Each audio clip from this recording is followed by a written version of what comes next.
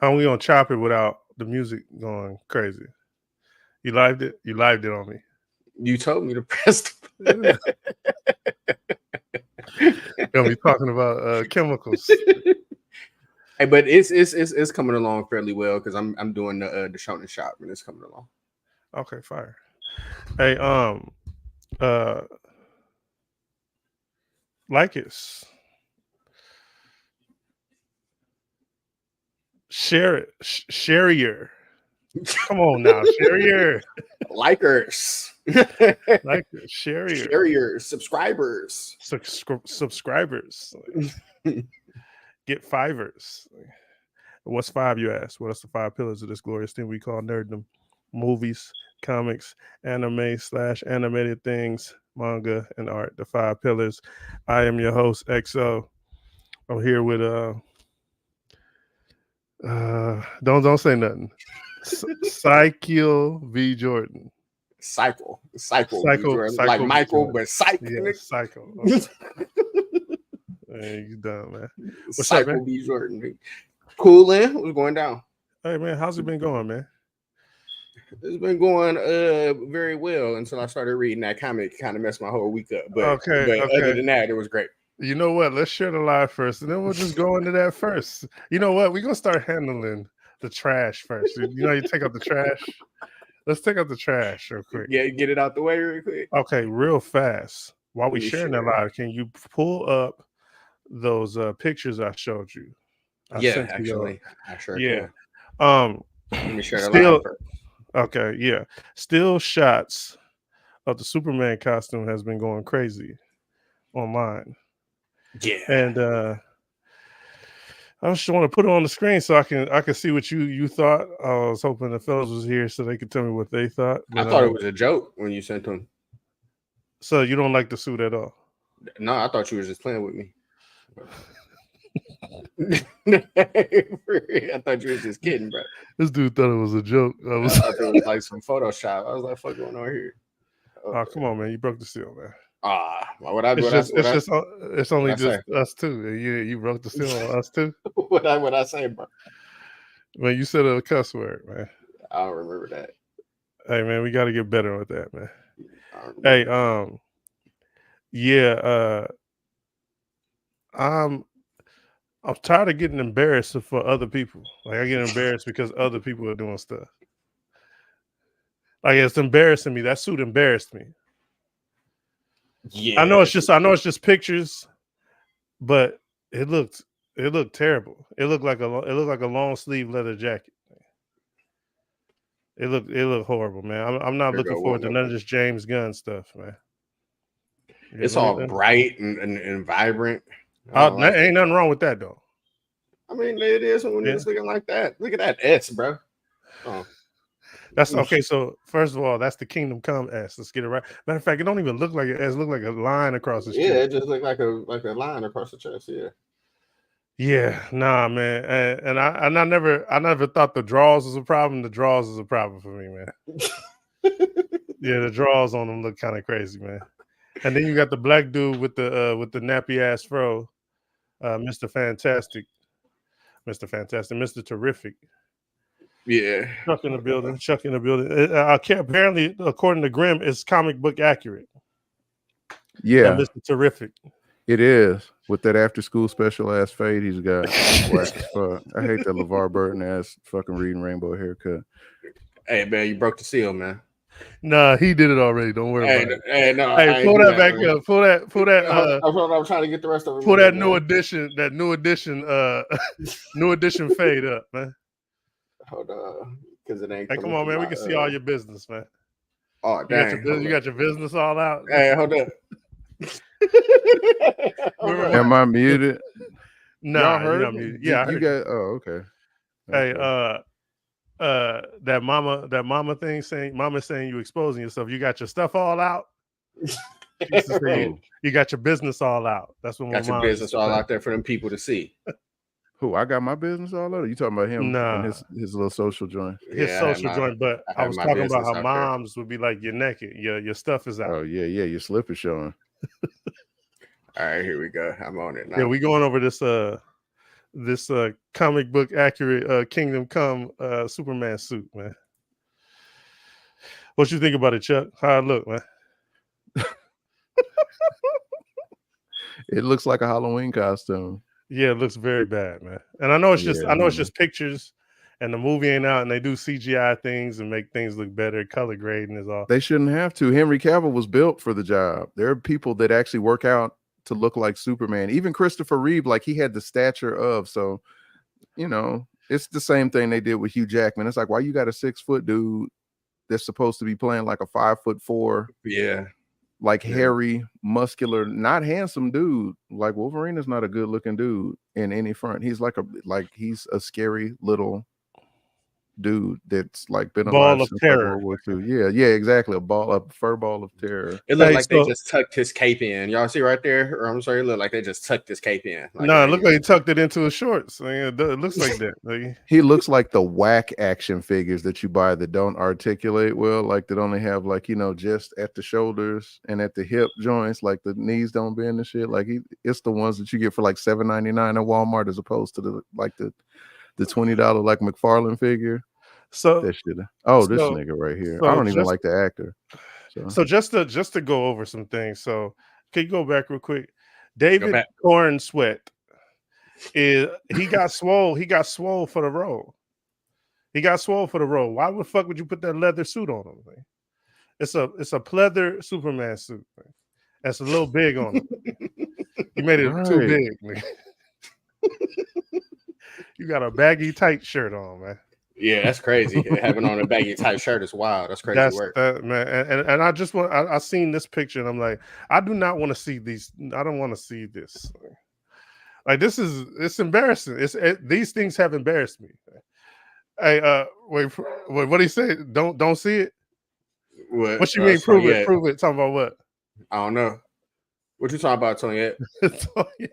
She probably roasted. She know she like the roast. Yeah, this is Chuck, what you thinking, man? Well, how does these suits look together?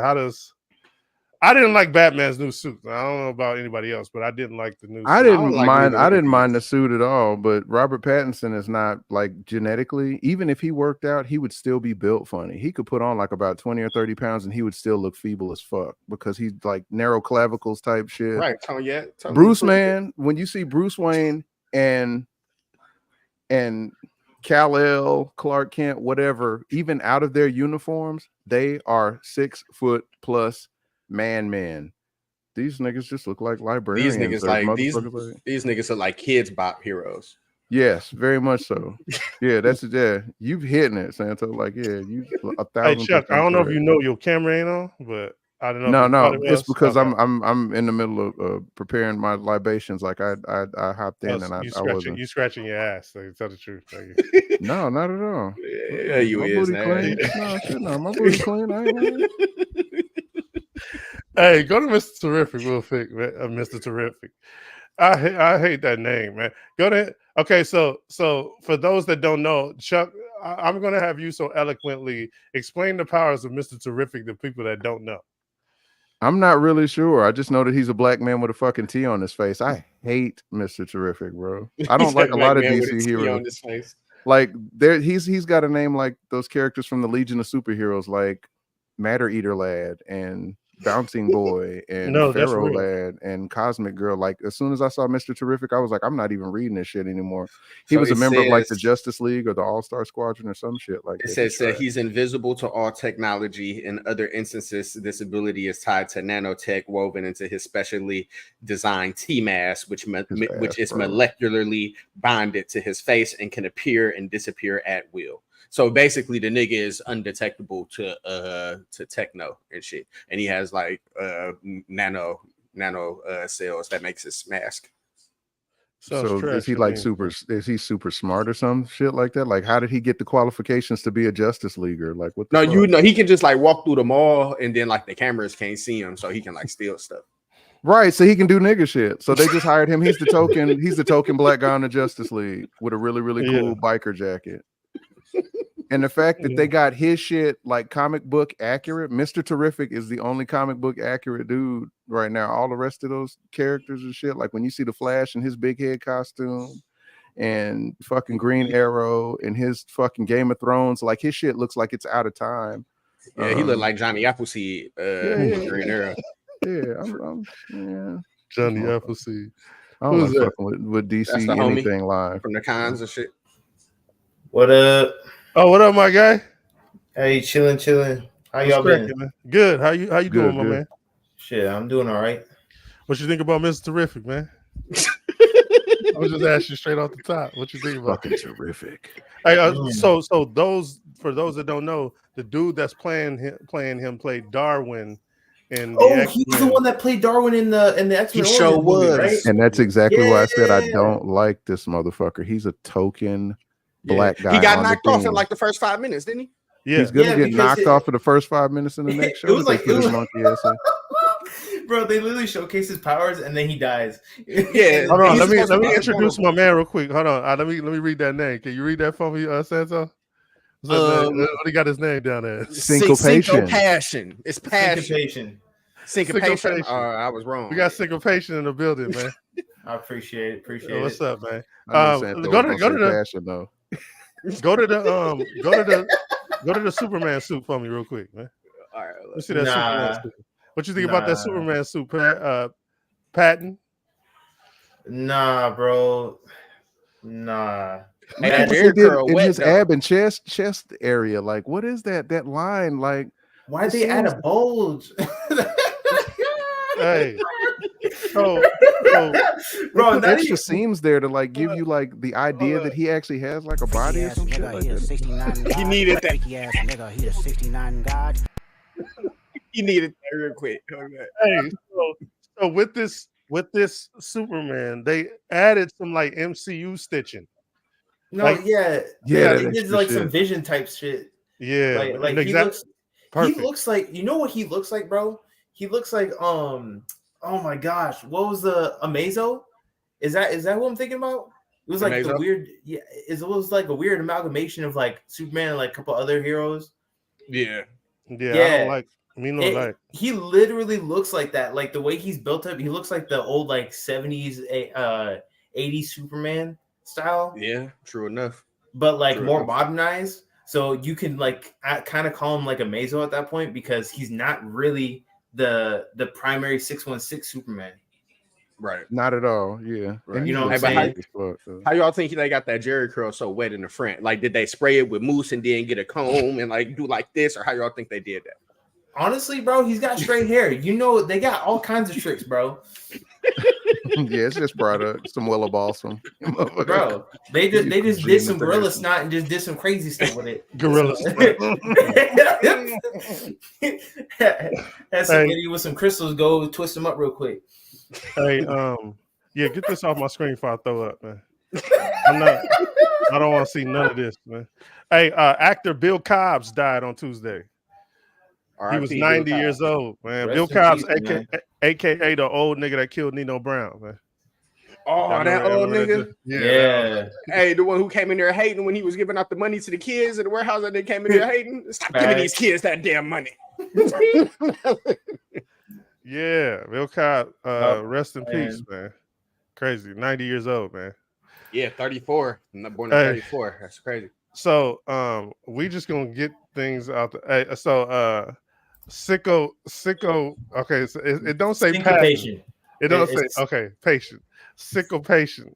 Yeah. Did you see? It looked like it's a passion. I ain't gonna lie, because that's an A. It's a phonetic. It's kind of twist on the actual word of syncopation. Okay, gotcha. Because the way I make my music and stuff like that, so I just decided for sure. You make beats? Yeah, he makes some beats. I heard a few of them bangers, nigga. Have you that motherfucker like that? We need some beats, man. They hating on us, man. They hating on us on YouTube. Hey, man, I got y'all. Okay, my guy. Hey, did you happen to see a Suicide Squad Isekai? I did not. The only reason why I did not was because it was one of those things where I was just like, no. It popped up from my feed. I was just like, absolutely not. This is you made the right decision. Perfect. I know I did. I heard the reviews. Santo, would you so eloquently explain what this anime Suicide Squad Isekai is about? So It's basically like I used to be a peasant and I maxed out my abilities to level 100 type isekai. So they take Harley Quinn. Wait a second. You know which anime I'm talking about? My God. That's like a real name of an anime. Bro. I didn't make that up. It's one of those stupid isekais where they literally took the Suicide Squad and they were like, hey, and then they drop them off to another world. Right. And Clayface knows he's isekai. So like, you know what I'm saying? So Clayface fourth walled this shit? Yes, I was just about to say that. Why does fourth walling have to be funny? Wait, why is Clayface the one that has fourth wall? Hold on. Everybody on there. Clayface took the vision of like an actor. Yeah, like he looks like Muzan from Demon Slayer. He looks just like Muzan with the hat and the ponytail and the little So essentially he's Sandman, not Clayface. He's Clayface, but he kind of looks like Sandman. Because he's able to kind of turn into. Here's my problem is that if you really look at Clayface, right? If hold on, syncopation. You're absolutely correct, sir. What you just said. Yes, Iron Fist. Yes, my man, syncopation. Yeah. So it's exactly what you said. It's exactly what you said. It is Sandman. How Sandman can turn into his regular self, right? And then he can go ahead. My bad. Because Clayface, like with his mutant abilities, right?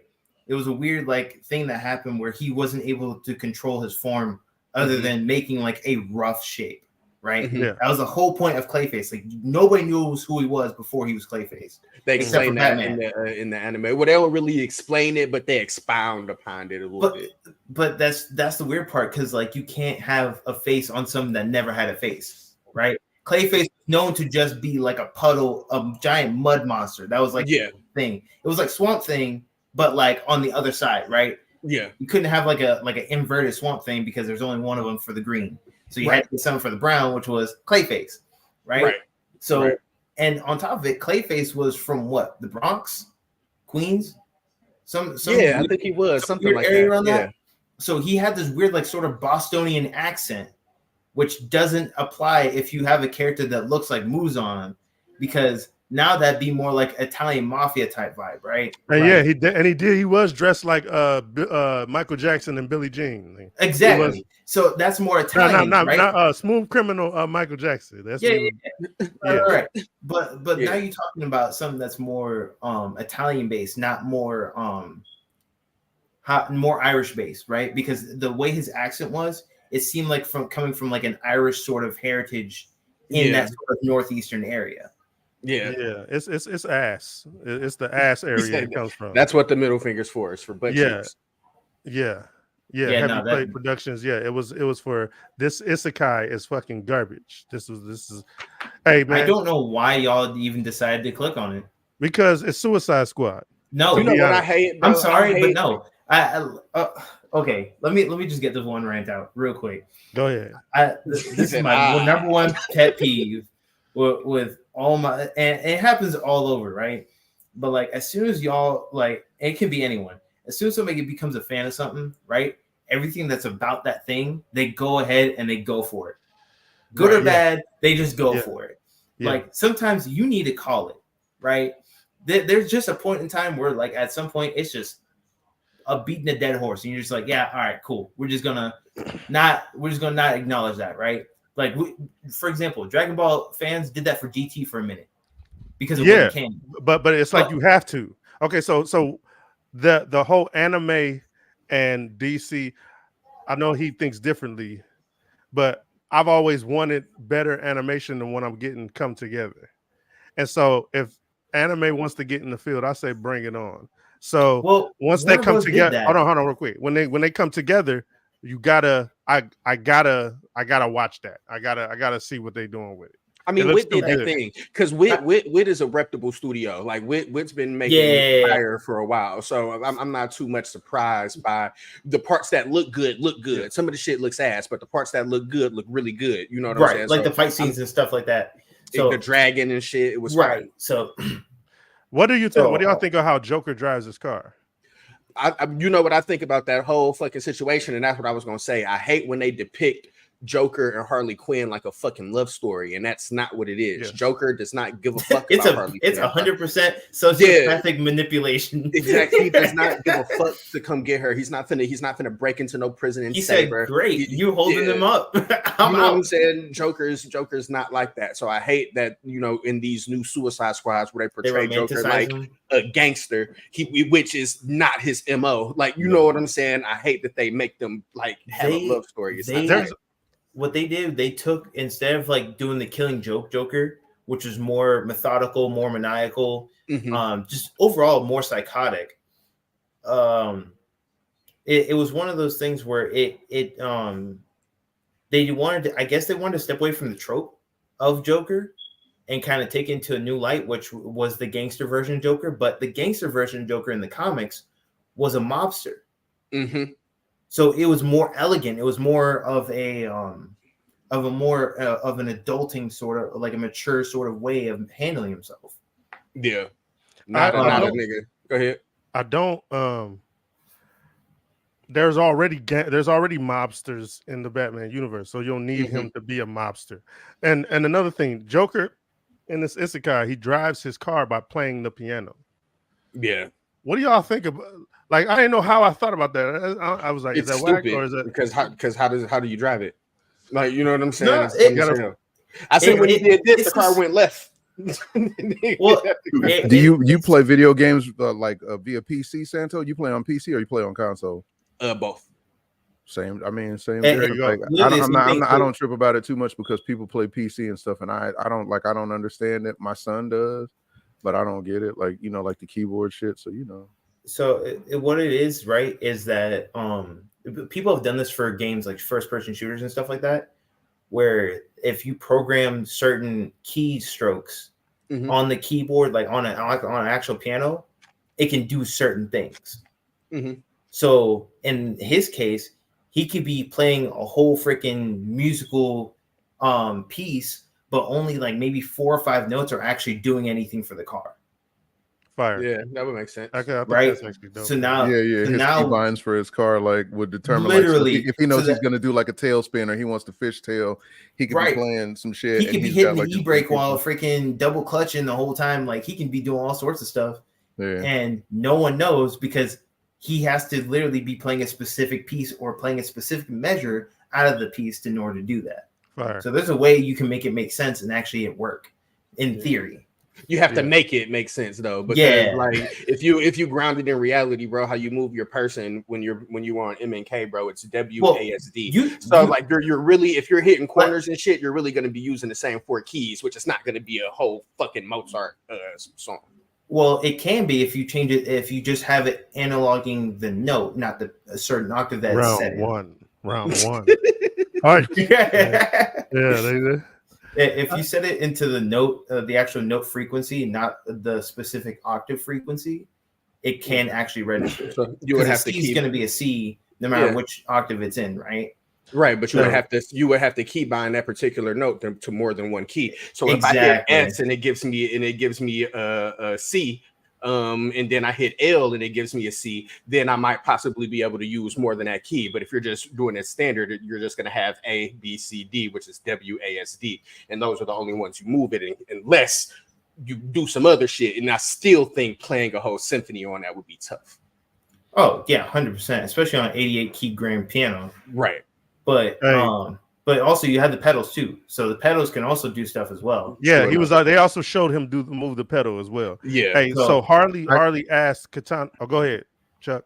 I can't stand sexy Joker, dude. I don't like when they try to make him sexy. It's the most terrible thing ever. That part right there. Stop making these motherfuckers. It was like when they tried to make Loki endearing and shit, like, with the TV series and stuff like that. He's a fucking villain, and because he's whatever, he's Aryan handsome or Euro handsome or whatever they consider him. He's like he's like this fucking like a sex symbol / anti-hero. Like, I don't know.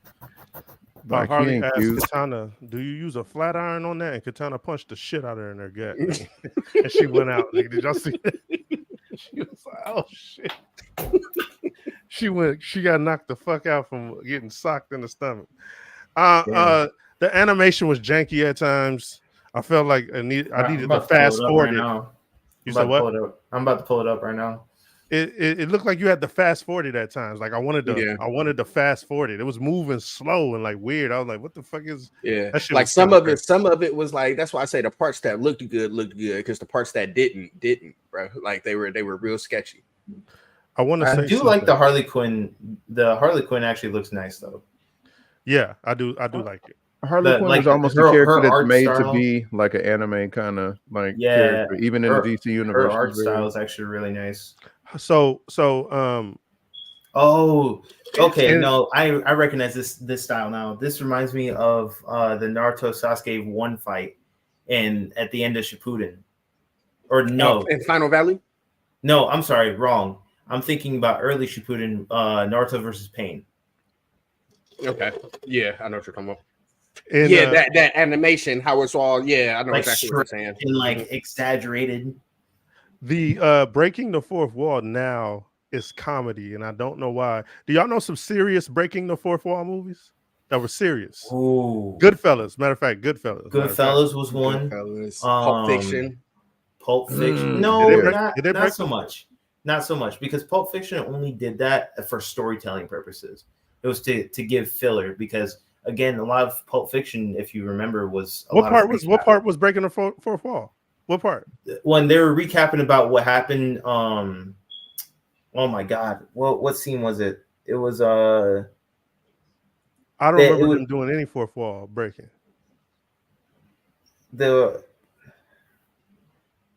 I think you're right. When they were talking about what happened with Dude, is that what you're saying, Santo? Yeah. Hold on. I think it might have been when they were recapping about how Dude blasts his brains out in the back. That nigga will do anything to prove a nigga wrong. I can't stand this. Anyway, no, because he always trying to prove.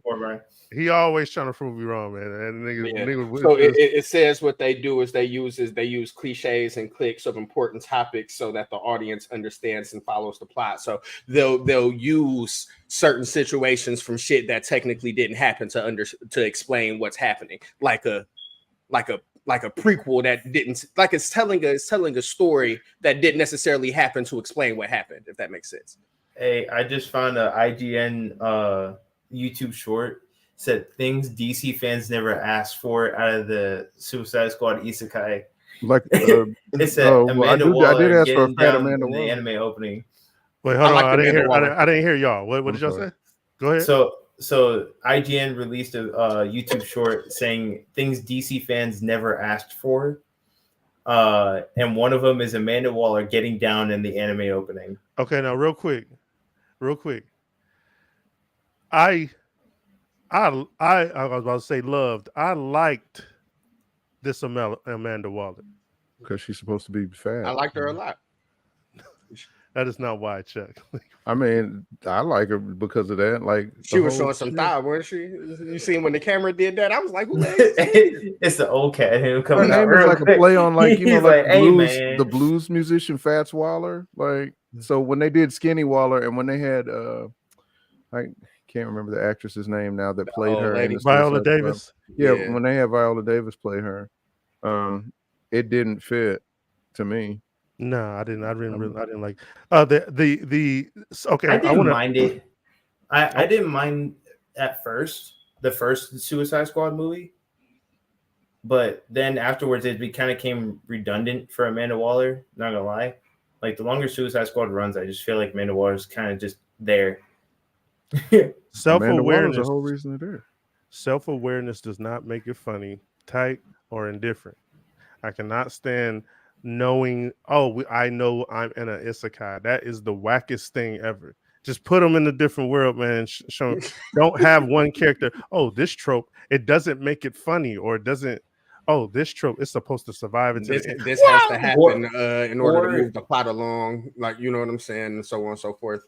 Well, another thing that they should do and should at least acknowledge is whether or not they're going to do either everyone remembers their previous life being isekai, like being thrown into this new life, or no one loves it. We live like again, no one remembers it. Hey man. Hey, I give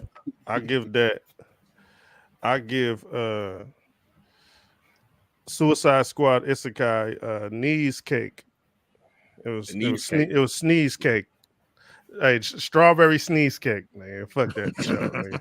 That shit is ass, nigga. Fuck it. Yeah, it was pretty chic. So I wouldn't give it an all the way 0. Like it was some shit I liked about it. I'd probably give it like a 3 or something. Well, state those things for me, please, sir. I would like to hear I did like how what's his name, the Rat Man? Like, you know what I'm saying? So I like how Amanda Waller utilized the Suicide Squad before that Suicide Squad type shit. Like, you know what I'm saying? Because that's what she does. She'll send a team. If they fail, she'll send another team.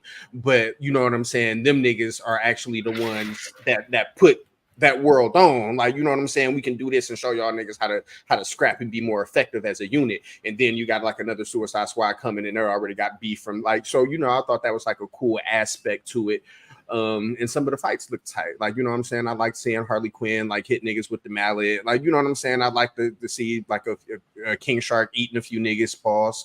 But it was not, yeah, like it wasn't great, but you know, it was just a few cool things to look at, I guess. With that, do I have to okay, so house rules. Do I have to bump it up a little bit because I did like some of the fight scenes? Yeah, I would say so. Okay, so I give it a 1. I give it a 1. Yeah. Give it half a point. Yeah, give it the extra half a point. Just seeing that. Rockets. Can you look up Wit Studio? What else have they done? Studio Wit. Studio Wit has done a lot, bro. Yeah, if you really look at it, I think they did Bungo, if I'm not mistaken.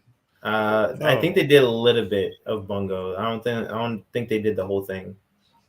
I would like to know because I wasn't thrown off. I know what you was talking about, Santo. There was times I'm like, the animation don't match for some reason. Yeah, it was kind of weird. And so it goes to what you were saying about how like they get kind of lazy when they're doing the frame by frame and stuff like that. Yeah. So it looks like it's skipping, and what it is, it's just they're literally just repeating frames. Yeah, so what they'll do is if I don't know if you guys have ever seen it's a Chinese based anime called Daily Life in the Immortal King. Yes, I love it. So that one like 2 or 3 episode span where they literally set on animation. I think it might have been just 1 episode, but they focus on how animation works, right? On like the baseline of like actually how animation studios run and how they create these different illustrative plots and all these other parts of it, right? Creating fight scenes and stuff like that. They explain how sometimes in order to save costs, what they'll do is and save time, they'll go ahead and repeat 2 or 3 frames. So if somebody's like, let's say, throwing a right cross into another person's jaw, that may stay there for 1 or 2 frames out of a 60-second frame time span, or a 60 frame time span, right? So in that 1 second, it looks like it's glitching, but it's not. It's just the continuation of a frame. That makes sense. Studio Wit has done Vinland Saga. Those fights were fucking amazing, bro. Spy Family, Attack on Titan, Ranking of Kings, which I actually like. Ranking of Kings was dope. Yeah, it was super fire. And the Ancient Magus Bride. And a few Ancient Magus Bride was good. Yeah, that was pretty good. Vinland Saga is underrated. The first season. No, even the second season, because if you really look at it, well, it took me a while to like understand it. I'm not gonna lie, but the second season, what it was really about was just the what it really takes somebody going from being a constant warrior in constant battle to now striving for peace, right? Because for him, he saw Jesus Thorfinn. Christ. Yeah. So for Thorfinn, he actually saw Askeladd in hell for a brief time, saw what hell was supposed to be, and they called that Valhalla. That was their Valhalla, to be in constant war no matter what. Right? They also, he's right. Heavy Plate's right about that one too. But no, so the second season of Vinland Saga was him changing from, we're maybe constant battle is not what it's supposed to be. Because again, Thorfinn grew up having to fight for his life.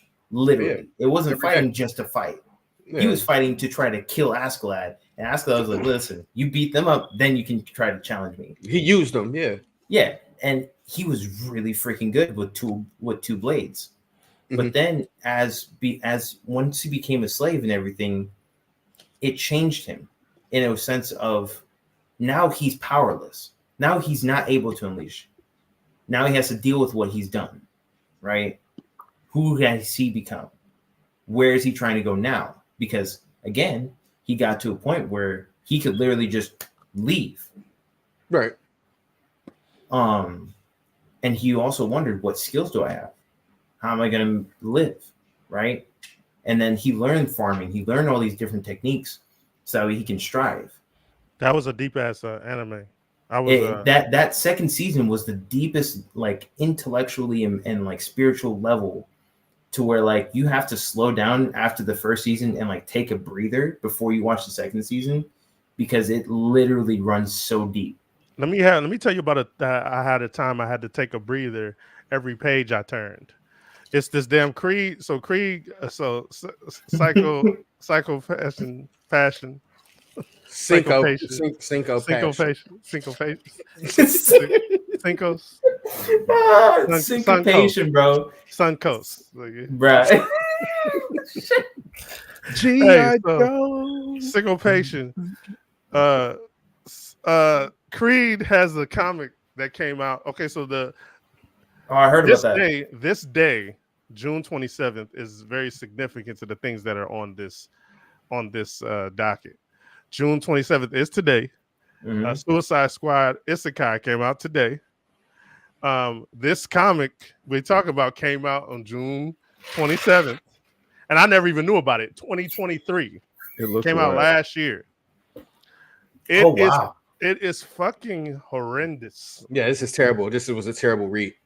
Oh my god! Okay, so real quick, Chuck, I want to go to you real quick. Art's pretty good though. The writers is Latoya Morgan. That's Morgan Freeman's auntie's cousin. Sister. Yeah, I can tell. That's not good. That's not good. I can tell a woman wrote this. Like, not even to be like sound like that, but I can definitely tell.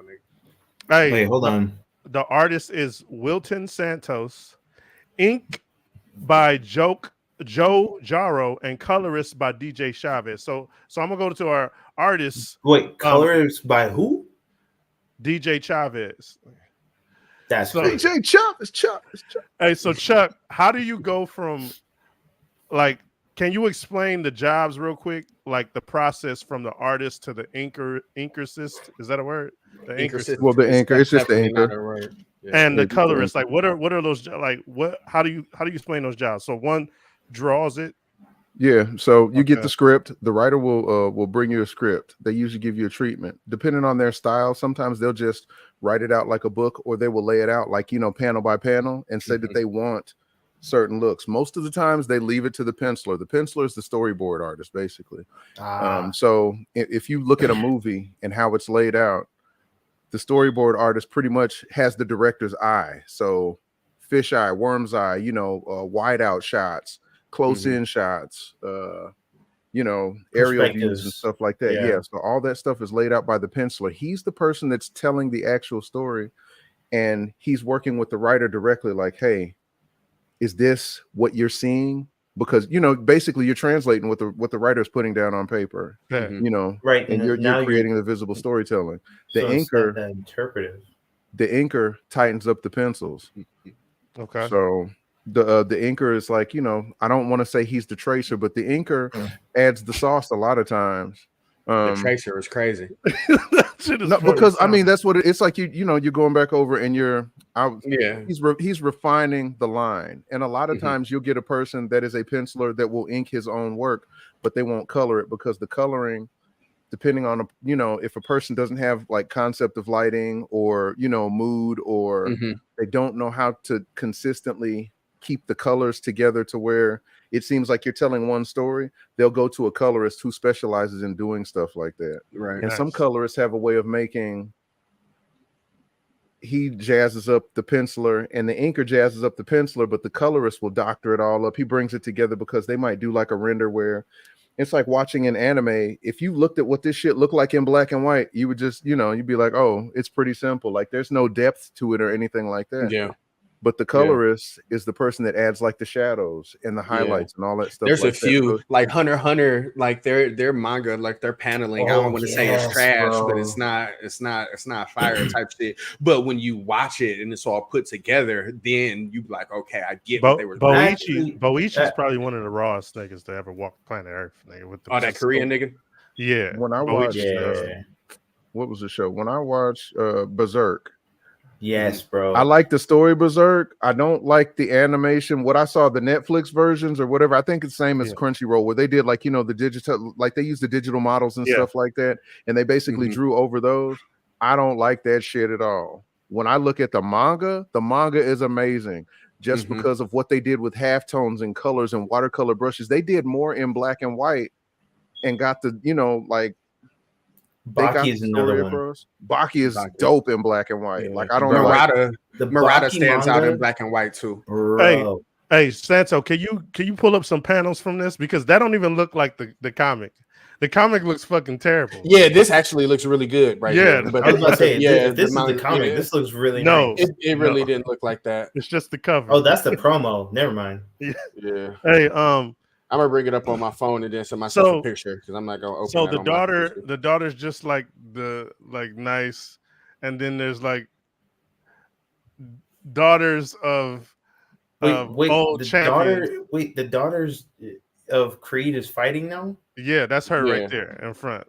Well, you remember in the movie she was trying to when she was a kid. I never saw the movie. I ain't gonna lie. I didn't watch any of the Creed movies. So this is a continuation of Creed 3. It's a continuation of kind of like his daughter's a little older now. He's promoting for his daughter and training his daughter. And his because that looks like his woman in the movie. I ain't gonna lie. Nah, that don't look like her at all. She was light skinned. She was actually a baddie in the movie. Tessa Thompson is a baddie since she's from since Nebraska. Because she's cold. Oh wait, wasn't she the one? Oh, never mind. Yeah, she was the Valkyrie and she's King Thor. Or she was King. That she was the King. This shit. And like everybody has a champion grandfather or. Like, no, you're not about to rank fighters and then like. So this is like if all the top 10 contending heavyweights for the past like decade had children or grandchildren, and now they're fighting. Was hella tight. Clubber Lang didn't get Clubber Lang didn't drop no seeds nowhere because Clubber Lang should have been and killed somebody already. Nah, Clubber Lang was too busy working out, nigga, in that damn in that closet. Was busy laying pipe to Adrian.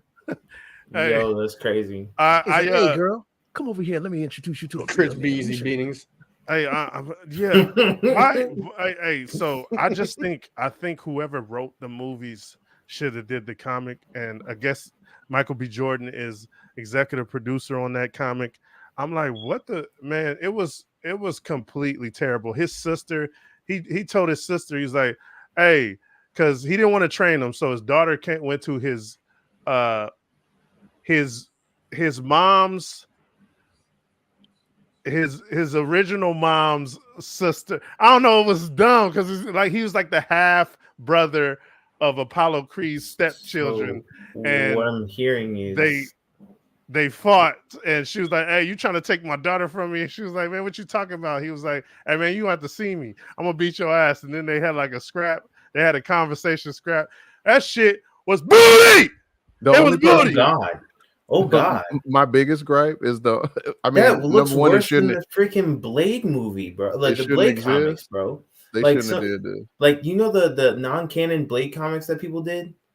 Oh yeah, we did. We niggas playing one of those, man. Where the police was framing them. Yeah, but that shit was ass. That shit looks just like that. No, Cap. This was ass, and I hate how they always put this. So whenever it comes like to anything with niggas, bro, why is the face stretched out? Nah, they always try to that fucking face on the top left. So whenever they do anything with like niggas up. or black people, bro, they always put the language on so thick that it's not believable. Like, you know what I'm saying? They'll try to use words that we use in vernacular and slang the way we use it, but they do it so much it's not believable. It's like a white person actually wrote it trying to sound like a black person, and I felt like that's what they did with this. Hold on. Leave that comment up real quick. Chuck, did you like this? I'm about to answer in the chat, and you'll know what it's about. Hey, Santo, did you like this? No, this was definitely cheap. So, Craig, what the fuck you talking about, man? What are you talking about? All right, go back. So, black creators do nigga shit. See, that right there is a perfect explanation. But let's get this point out right now. Right, you have a world-renowned black actor being an executive producer about a story that he's never lived, right? If we really look at it, right, Rocky was an aspiring lifestyle that Sylvester Stallone actually lived. He was homeless when he made that movie. Mm-hmm. He was living with that dog that he had on set. He was broke. Man, right? Talk that shit. Talk that shit. You talk about Michael B. Jordan, who has had everything. He already had the house. He already had the cars. He already had the women. He already had all this shit, right? And you can't, make this shit up, right? Why you hating on a black creator? I'm not. But it's just no. He's talking to why you hating on a black creator? Right. So let's type shit. Man, here we go. Anyways, Craig. Some bullshit, man. I mean, what you talking about, man?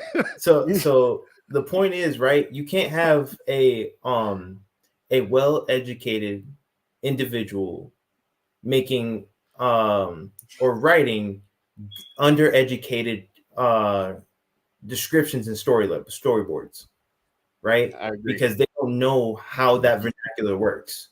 They don't understand the mentality. They don't understand the body movements, the sort of demeanors.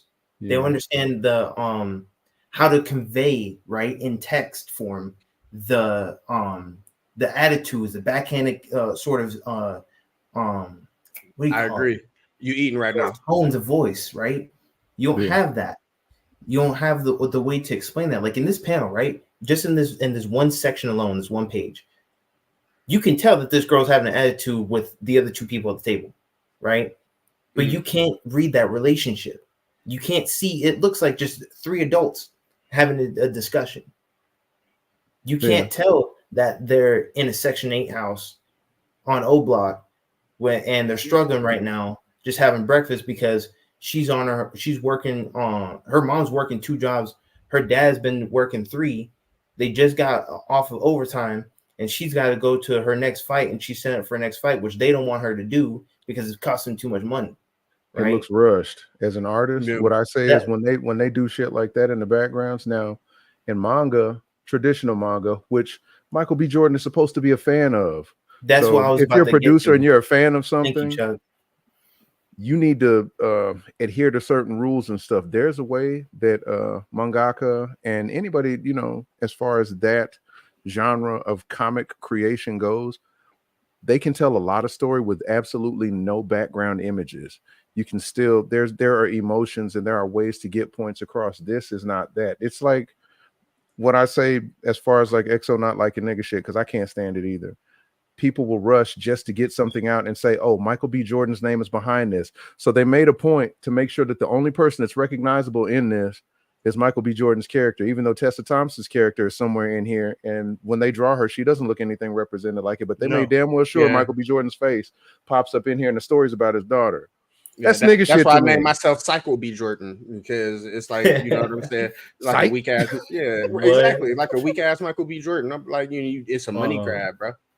One of the other things I tried, Craig, but I couldn't. It was you couldn't really see it. The pixels wasn't good. Fuck that dialogue. You don't need to see that shit. That dialogue if the panels look like that, the storyboard is definitely not going to be good. Real quick. So another significant thing is that we did a retro review on the movie Face Off. The movie Face Off came out Steven Seagal and fucking no. Nicolas Cage and John Travolta. That one. Directed. I'm thinking about what was the other one? Not Face Off. Fuck. Which one am I thinking about? Hey, when did Face Off come out? Look that up for me real quick, Santo. I think it's 1990. Before I was born, bro. I'm gonna say 96. 97. I'm gonna tell you right now, it's before I was born. Oh, watch. I bet you it's 97. I think it's 96. Actually, I think it's 97, nigga. Face Off might have been before that, 1993. What year is it? It's that good old 97, baby. Let's look it up for yourself. Look it up for yourself. Was it June 19, 1997? Okay, so no, it was June 27th. It came out on the 27th. Look, it says June 19th. It says the 97th. This says the 27th. Okay, you need to wiki that. Wiki that. Y'all see that? Nah, they won't allow you to do it. The feds won't let you do that shit. They keep blurring it out. Copyrights. Hold on. Let me crash this nigga's head open real quick. Oh, I can just share the screen. I forgot I'm the engineer. Okay, hold on. June 27th. All right, watch this. Watch this though. Nah, we good. Yeah, so I realized that I don't like no John Woo movie. What? Hey, so here's the thing, real quick. Craig, to answer you from earlier. Hold on, y'all see that? Y'all see that? It didn't come on the 19th. Go look at June 19th, 1997. It wasn't a Friday. Y'all see that? Oh, yeah, anyway. You see that shit? I just want to make sure everybody can see it. You see that cool. Sync Up Passion? No, I see it. Go ahead and pull up Wikipedia. Bet. So hey, they can change information on Wikipedia. Just so you know, anybody can go in there and change that. It came out June 20th. Anybody can go in there and change that. IMDb saying 1997. I'm just saying. No. When did it come out? The date? What day? The actual date? I want his face off. Yeah. Well, June 19th would have been Juneteenth. That would have been good. Hey, so check this out. With Craig, I want to answer you from earlier. You said you love that movie, but here's the thing: whenever we do retro reviews, we completely get rid of the nostalgia. I think that nostalgia is a drug. It sometimes can be a pacifier. Sometimes for you to give type things the things that were completely garbage. This movie was fucking ass. It's one of my favorite movies too, but I went back and I watched the acting in it, and I was kind of like, this acting is sketchy. We still can't see it. Yeah. What does it say? It says June 27th, 1997. Yeah, cool. That's according to IMDb. Okay, cool. Yeah, no, I was right. Well, mine say June 19th, 1997. I knew Nicolas Cage was the better actor of the two. That must have been the theater release date. Nicolas Cage was actually the better actor of the two. He was a better actor playing John Travolta's character. You know what I'm saying? Nicolas Cage. A nigga acting like a nigga that's really another nigga. Yeah. Nicolas Cage did a better job to me portraying John Travolta's character. John Travolta was like kind of whack. He was signed to a nigga that's signed to a nigga that's signed. He was signed to that nigga. Nigga acting like a nigga that's a whole other nigga acting like another nigga. It's crazy. It's a rap game, dog. It's a rap game. This is the antithesis of why I love doing retro reviews, because the concept is to leave nostalgia at the door. Analyze a timeless piece of art. You can watch it at any time, and it's great. And even other generations that ain't from that could watch it, and it's great. That's a timeless piece. I think this is pure nostalgia. You go back as a critic and analyze something you thought was really good. Me and my boy Mel, we just recently did RoboCop, and that's another one. It's like, this shit was, the concept's cool, but it's ass. It's like from the jump I realized John Woo is very overrated. I did not like when he did Mission Impossible. I don't think I like anything John Woo. Not even Hard Boiled, none of that stuff. Nah, I didn't like none of that stuff. Y'all a fan of John Woo? Because the slow-mo, he was the inventor of slow-mo. Hard bullet cam, dog. Yeah. Nah, man. Well, no, most of the movies honestly weren't that great, but I did like the Replacement Killers. I like the Replacement Killers. Hey, his doves and shit, the birds flying. Nah, man. I hate slow motion. I think I finally got that. I think it should be banned. I think it should be banned from. Did John Woo do The Crow? Nah, hell no. Oh no, he got some heat. He got some heat. What he got? He got Hard Target, nigga, with Van Damme. Hard Target, nigga. Fuck no. Yeah, Van Damme. Most of Van Damme's movies were booty. Okay, better tomorrow. The Killer, Silent Night. No, The Killer, Mission Impossible 2. Yeah, The Killer was decent. A lot of them are. Ooh, Manhunt. That was pretty good. Manhunt. Hey, Money Crazy looked tight. Hey, when I ain't seen that, but it looked cold. 2002, Wind Talkers. No, yeah, better. like better. that. Bullet in the head. No. Hard Target was yeah. Well, he did Payback. He did Payback. Yeah, a Paycheck, not Payback. Paycheck. Oh, okay, not Payback. Paycheck. Yeah, nah, ass. He before Zack Snyder, he was Mr. Slow Motion. So to start off the movie titled Action Thriller. Would you call it? Oh, he did Twin Dragons with Jackie Chan playing himself. I didn't like that one. I remember that movie. Twin Warriors. That's something I like. Jet Li, Twin Warriors. I highly recommend that. Hey, so it's Bulletproof Monk. That makes more sense now. It's titled a action thriller. Wouldn't you call it a little science? It's just like science fiction. Yeah. I can't sneak that in there. No, Santo. Not really. Yeah, because of the face tag. It kind of sort of, but no, it's not really like. It's not really. I would say Johnny Mnemonic is science fiction. What's the other one? What was the one with that Denzel was in? The one that I get where you're trying to go because it is kind of like, but it's not really like sci-fi. Like they just take niggas' faces off. I can't push it under the door. I can't push it under the door. He just went to Dr. Miami and got his shit done. It's more like science fantasy more than science fiction. Because the concept of that technology is the reason why the movie exists. But it's not science fiction because it's actually based on a real cosmetic procedure, right? So there it'd be science fantasy, not science fiction. There, are you sir? That's handing my glasses so he can do it. Are you saying that it's based off a real surgery that can happen? Actually, yes, yeah, that shit's been going on. There's actually been actual documented cases of people having plastic surgery to get facial reconstructive surgery, where they took a donor face with all the nerve and the capillaries and everything, and applied it onto the actual person receiving that donor. Yeah, this shit is happening. And I've never heard of that. It actually has happened to several war veterans, and actually was popularized. Well, let's see if I can remember off the top of my head. I think the first successful one was early 2000s. Yeah.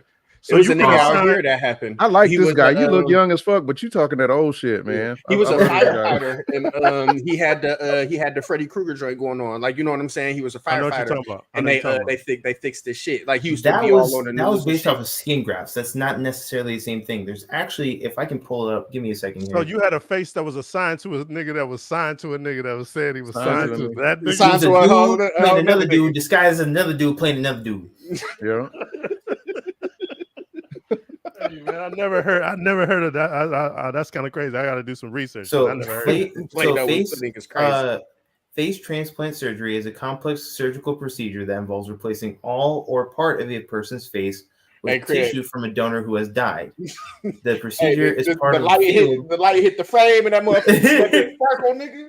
That's what I said I was going to hand him over. I was like, here, you can take my glasses real quick.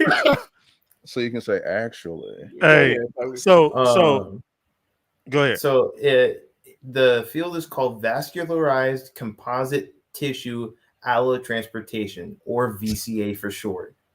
It can take months of planning and is usually performed by a multidisciplinary team of healthcare providers, including plastic surgeons, anesthesiologists, ENT doctors. What is it called? VAC? Just literally Google search face transplant surgery. That's all you got to do. I'll say Google search cat, nigga.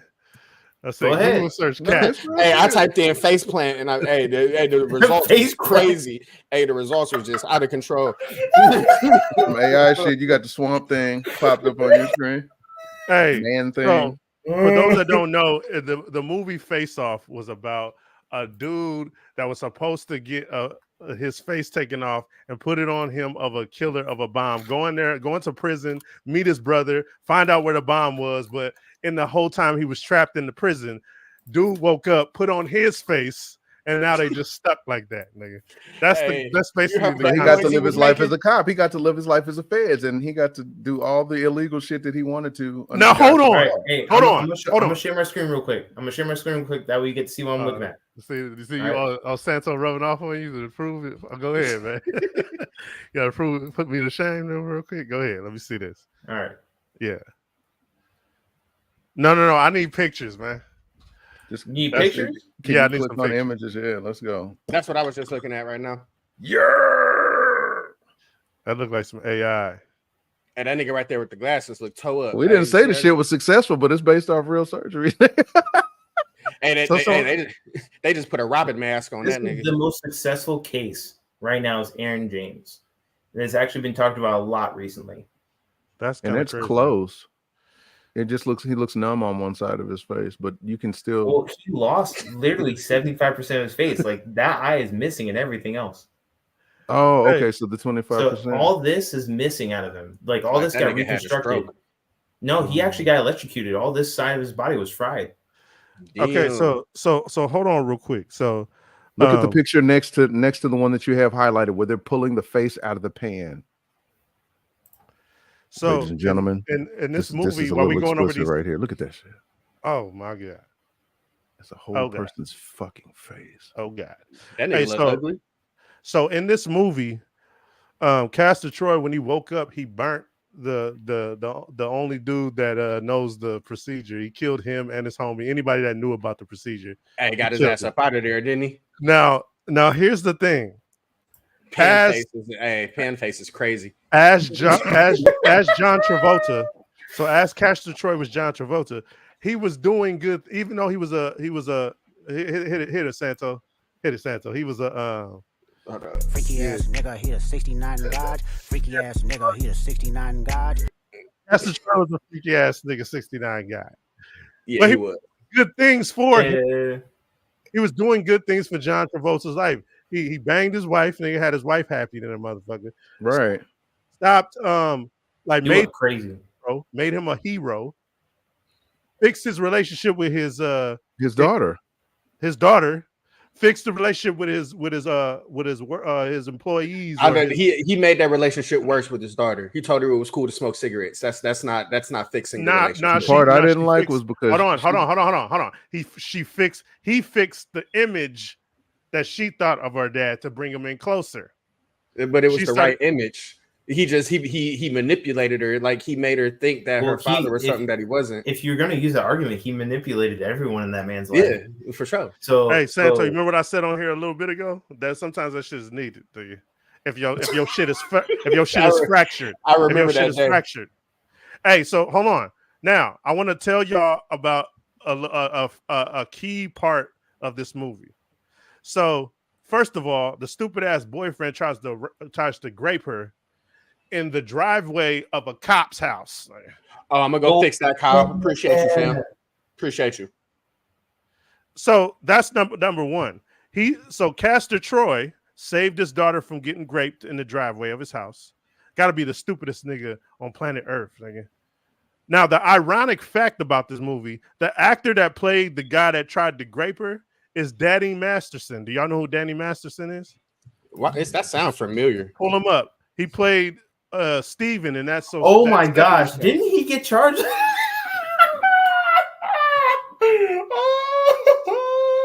Go ahead, syncopation. Go ahead and recently, yeah, right. He got sentenced to 30 years to life in prison for graping two women. And there was a third possible. Yeah, a third possible, but he definitely got charged for 2. Yeah, and you got a scene in a movie where you're trying to take the cookies from a chick.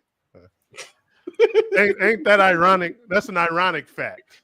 I was going to say fun fact. Keep in mind that the allegations allegedly happened in the early 2000s. Yes. During his time on that 70s show. Yeah, and he was part of. Y'all talking about the cool nigga with the glasses and the afro? Yeah, he was like my favorite nigga on the show. That's crazy. Yeah, too bad he's a really terrible person. Yeah. And he was part of the school of Scientology. The dude, Danny Masterson. Pull him up. Danny Masterson is yeah. You remember that? What was that movie? Predators. The Predators. Yeah, I watched that one. That's the one where they went to the planet. They went to that they went to Battle World. Yeah, Danny Masterson it was a rehash. He was that nasty sick psycho. He was a sick psycho motherfucker. Yeah. I hate when people make movies like that, rehash movies. It's like, nigga, that is the same thing that happened in part 1. Like, oh wait, no, Danny Masterson was the curly hair dude. Yeah, the one with the glasses, like the real cool nigga. Oh yeah, that's too bad though. These man, hold on, let me play that shit real quick because yes, sir. I almost got mad. We need to get the live version from that concert, man. We gotta get God, freaky ass nigga, he a 69 God.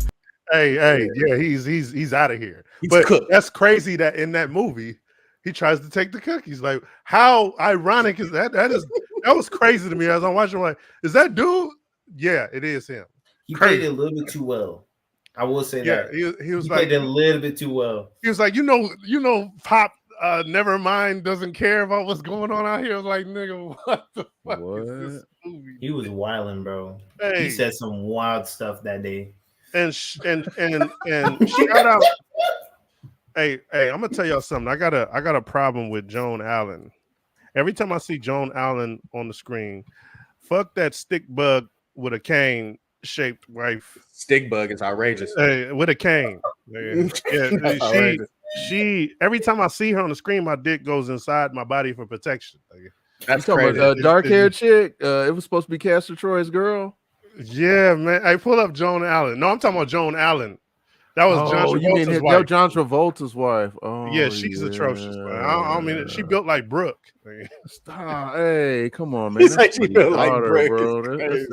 Brother, that's somebody's daughter. That's outrageous. I mean, she's an old somebody's daughter, and she looked like an old somebody's daughter back then. I know who think. Okay, I want to know who thinks she's tight. Like, let's just be honest. Who thinks Joan Allen is tight? He was a Fed though. You got to think they don't marry the tight chick. They married a chick. I'm asking Chuck. Can you go ahead and fucking pull that shit up so I can see what the fuck he's talking about? She's not cute, bro. Hold on, I'm trying to. She looks like my third grade teacher, Miss Borak, dog. Like, yeah, just the name alone, yeah. Hey, Borak, you know she was ugly. Borak sounds hideous. And she had braces. I'm like, fixing your teeth was not going to change anything else about you. Hey, as a retro review, this movie's knees grits. I do not like it, man. I don't like it at all. Knees grits. Yeah, the double. He said that's the gout in the knees that you hear him, right? Yeah. Knees grits. Hey, you know that I hate this. In John Woo movies, they go grinding the whole time. The whole movie just hearing they grinding. And you know that double jump, like that shit is good. How did that sound again? Make that sound again. No, man. And they always got some ties on that go like float up in the air. Like, nah, man, this is garbage, man. Garbage. I'm so glad when we do retro reviews because movies that I sit there and be like, oh, that's good. That's good. I carry that to my adult life. You said body tough for a white. Wait, what the fuck? No, okay, her body was not tough. For a while, you know what stuck with me now that we're talking about this? No ass. Is some of the acting as great as it was in Star Wars, the prequel series. Oh. With You talking about the Talk movie? There were so many council meetings. Y'all like church? Bro, it was so y'all political. Like to go to church? That's literally what it was. I hated what it was. I hated church, bro. That's literally what it was. But it was like that, but about political stuff. So none of us kids understood what the hell was going on. We were waiting for the fight scenes. Hey, bro. When my mama started taking me to church on Wednesdays, I almost fucking lost it.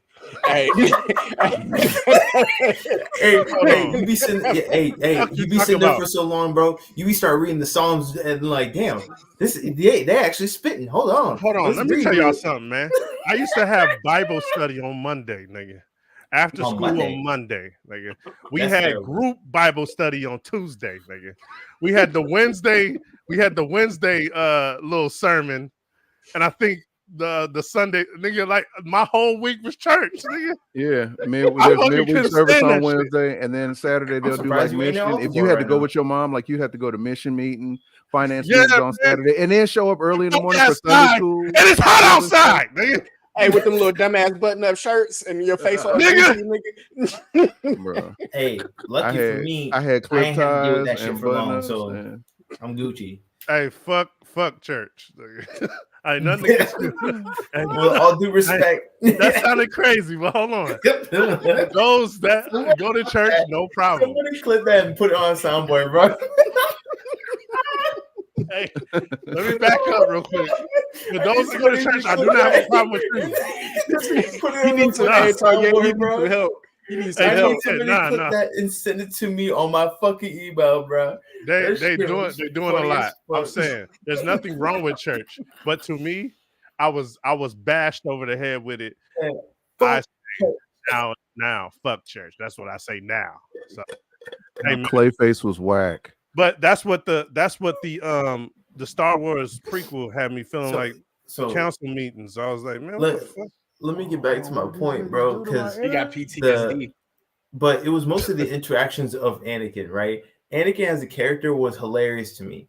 I laughed about it then. I laugh about it now because who in their right mind is going to be like the most monotone, like disgruntled teenager going to be like, you underestimate my power. Like, okay, cool.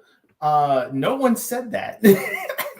Okay, so real quick, TR5 celebrates Forgiveness Day. That's also June 26th, but we gonna call it June 27th.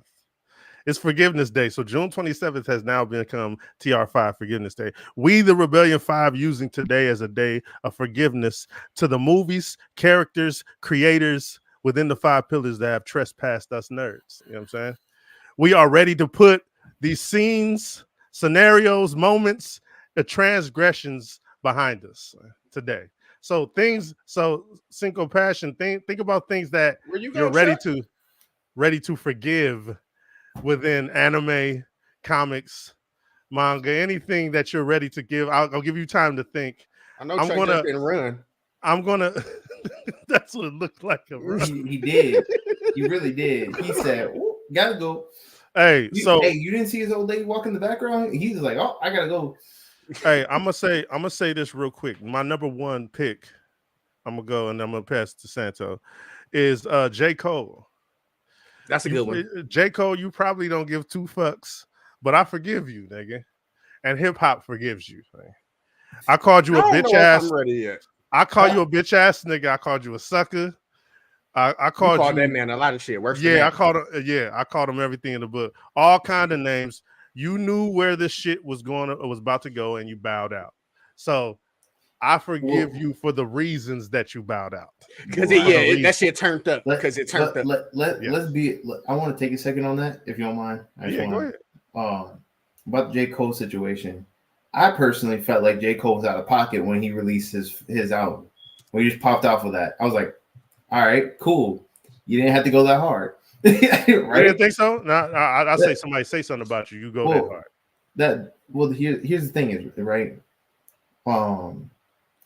I feel like, especially, oh damn, what's that one song? The one about Crocodile Tears. That's the one I'm thinking about. Mm-hmm. That one song, bro, it made me kind of like question, like, this is crazy. Because at first I was like, bro, Kendrick was talking about this shit, in a sort of like game to game kind of respect level. At first, and then Cole comes out with this. I'm like, damn, bro, this shit went personal. This shit went deep. Because if y'all remember, Cole was the one that brought Kendrick to the map, right? He was the one that put him on, introduced him to Dre. Yeah, but I still felt like it was like Cole got personal, but he didn't cross the line. So like if you watch battle rap, like it's a way that you can get personal without going too deep into a nigga. Like, but this is Kendrick we're talking about. But this is Kendrick we're talking about, right? Yeah. And we didn't know before any of this. We didn't really know how he was going to handle this, right? No, I knew Kendrick's a battle rapper though, right? But for Cole to go that far to release a whole album, a 12-track album, on it. I don't feel like the album was to him. I feel like that was already going to come out. He just ran in a booth and did that song.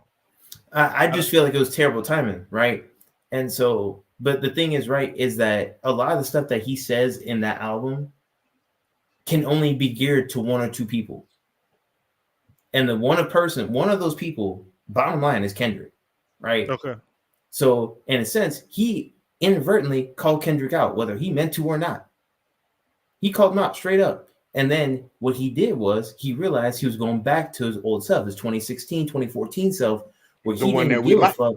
Yeah. He didn't give a fuck. He was just like, listen, bro, you want smoke, you gonna get it, right? That's how he was. But later, as he matured, he chilled out. He was like, all right, I'm gonna back up. I'm just do my thing. Just rap about just life. I think it was the friendship between them that and the fact that he knew there's people that he knows that came and hollered at him. And I think it was a correction of information, right? Because I'm pretty sure Cole took that aggressively. He was like, oh yeah, I'm definitely dropping this album now, right? Then he heard about no, this ain't about you, G. This is about something bigger than that. It's like, oh, okay, hold up. Because you're not a colonizer. I don't look at you as a colonizer. So right. this ain't towards you. Yeah, I'm building a story that is leading up to this. And so the quickest way he could do that and acknowledge that was on stage the way he did it, rather than making a post and all this other stuff and everybody having questions. He just made a statement. Boom. I feel like that was a story he told on that stage. Agreed. Yeah. And but it was one of those things where, like, during that tour, right, he needed that, right? Cole needed that, whether it was for his own personal self, but also at the same time for his fan base to understand that, hey, rap is still alive and well. Hip hop is still alive and well. It ain't dead. It's just, people haven't been focused on the right things to make it pop again. But now we're getting into the old school style stuff where people are now popping off, going back and forth, saying stuff to each other, which this whole Kendrick and Drake situation, it's getting there. You know what I'm saying? Yeah, that's mine. Hey, that's mine. But you know what I'm saying? But I ain't gonna lie. But at the same time, right? I'd rather have this, right, than have all three of them against each other, like a triangle of hate type deal. If Cole is sipping some neutral juice while Kendrick and Drake sipping haterade, go ahead, bro. You do you. Hey, bring Chuck on. You see Chuck popped in there? Oh, I see him. Okay. Hey Chuck, this was mine. We're gonna go around. This was my first one. I gave my forgiveness to J. Cole, man. Santo, you what's your number one, man? I'm gonna go ahead and forgive Toriyama for because he gave us a lot of good shit, but over the years for leaving Dragon Ball unfinished. Not even that. I'm finna show you all the specifics. Did you forgive him because he's dead, nigga? Bro, because he can't redeem himself. I'm like, bro, only Psych. I swear, bro, only Psych can pull some shit off of being this petty, bro. Hey, did you just do that? Look, this is the scene that I'm talking about. So I want to give Toriyama for having Goku throw a Potara earring to Gohan so they can fuse, and the nigga drops it. And they never get the fuse. So yeah, I thought that was one of the most stupidest things because I think he saved the whole verse though. I think with that he saved the whole verse because why not fusing with Gohan? No, yes, bro. Imagine the power scaling that would have to be recreated because of that. Why the fuck did they even do it in the first place? So like if they never was going to use the Potara earrings in the first place, they should have just left it how it was going to be instead of actually showing. You remember the Sensu Bean incident? I do. Yeah, he threw the nigga a Sensu Bean too and he didn't catch it. Exactly. It's the same thing.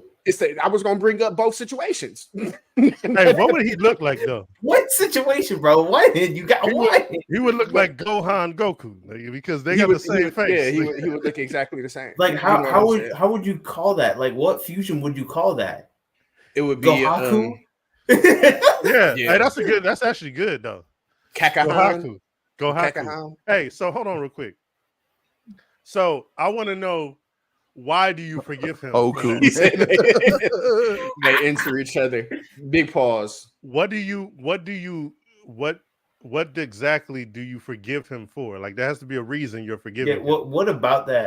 For that major plot hole? Because you gotta think about Gohan. That's definitely a plot hole. No, if the nigga Gohan, because they was playing baseball, bro, and the nigga Gohan caught a motherfucking pitch from a Super Saiyan, bro, that's going way faster than when he tossed him that earring. So you mean to tell me Gohan can catch a baseball moving at 5,000 miles per hour approximately? I just pulled that out of my ass.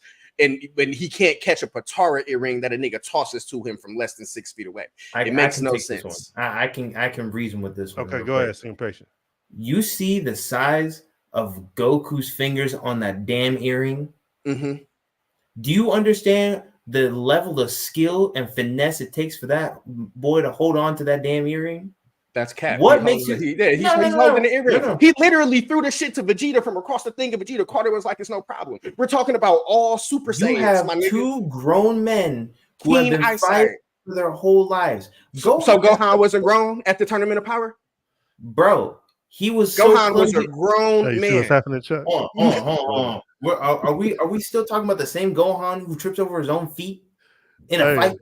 Hey, this happened in Albuquerque, Chuck. Stick back in mind. Is that what we're talking about? Because I know Goku was able to at least recover. Hey, my man, right here. Chuck, never been able to recover. Hey, Chuck, just so you know, syncopation took on two dudes at once, man. And, you know what I'm saying, and got busy with them. None of that stuff. But yeah, he washed him. He washed him up. But go ahead, Cinco. Go ahead, proceed, sir. So what I'm saying is, with the smooth texture of a Patara earring, right?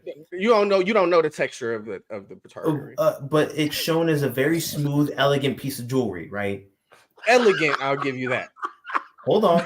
Hey, I'll give not a hand, man. I'll give you elegant. You see the shine, right? You see the shine. Change your shit to Santo Cochran. You see the smooth silver lining, right? It's all meant to be ornate, right? It's just supposed to be decorative, right? With a purpose behind it. More gold. So yeah. So either way, right? As soon as that thing leaves his hand, it now becomes a smooth drop of water in the air. No, Gohan is not coordinating enough. Earring in the air. Gohan literally has to wear glasses when he's not on power-ups, bro. Hey, Chuck, what you got? Gohan wears glasses just to make himself look smart. That nigga has no problems with that nigga's vision. He's blind. Hey, bro. Hey, Chuck, who you got for your number one, man? These niggas is crazy. Who you got as far as who you forgiving? Who you forgiving, man? Yeah, you guys might flame me for this, but who is it? Calvin Candy. Full up Calvin Candy. Calvin Candy from Django Unchained. The plantation owner of Candyland. That's a good one, bro. Hold on. Wait, what? You talking about Leonardo DiCaprio's character? Yeah. Okay, I gotta hear this, man. I respect that one. Why you forgiving him, man? The reason I'm forgiving him is because when he got killed, he was wrongfully shot. They could have whooped his ass. They could have did anything. But basically, he got shot. Hey, Craig, you ain't gonna say nothing to this nigga? He got shot trying to execute. I'm letting Chuck have his moment, bro. He's right. Okay, he's trying to close out a business deal. They came there in subterfuge. They came in the guise of there was a deal that was made. Still got the niggas for sale.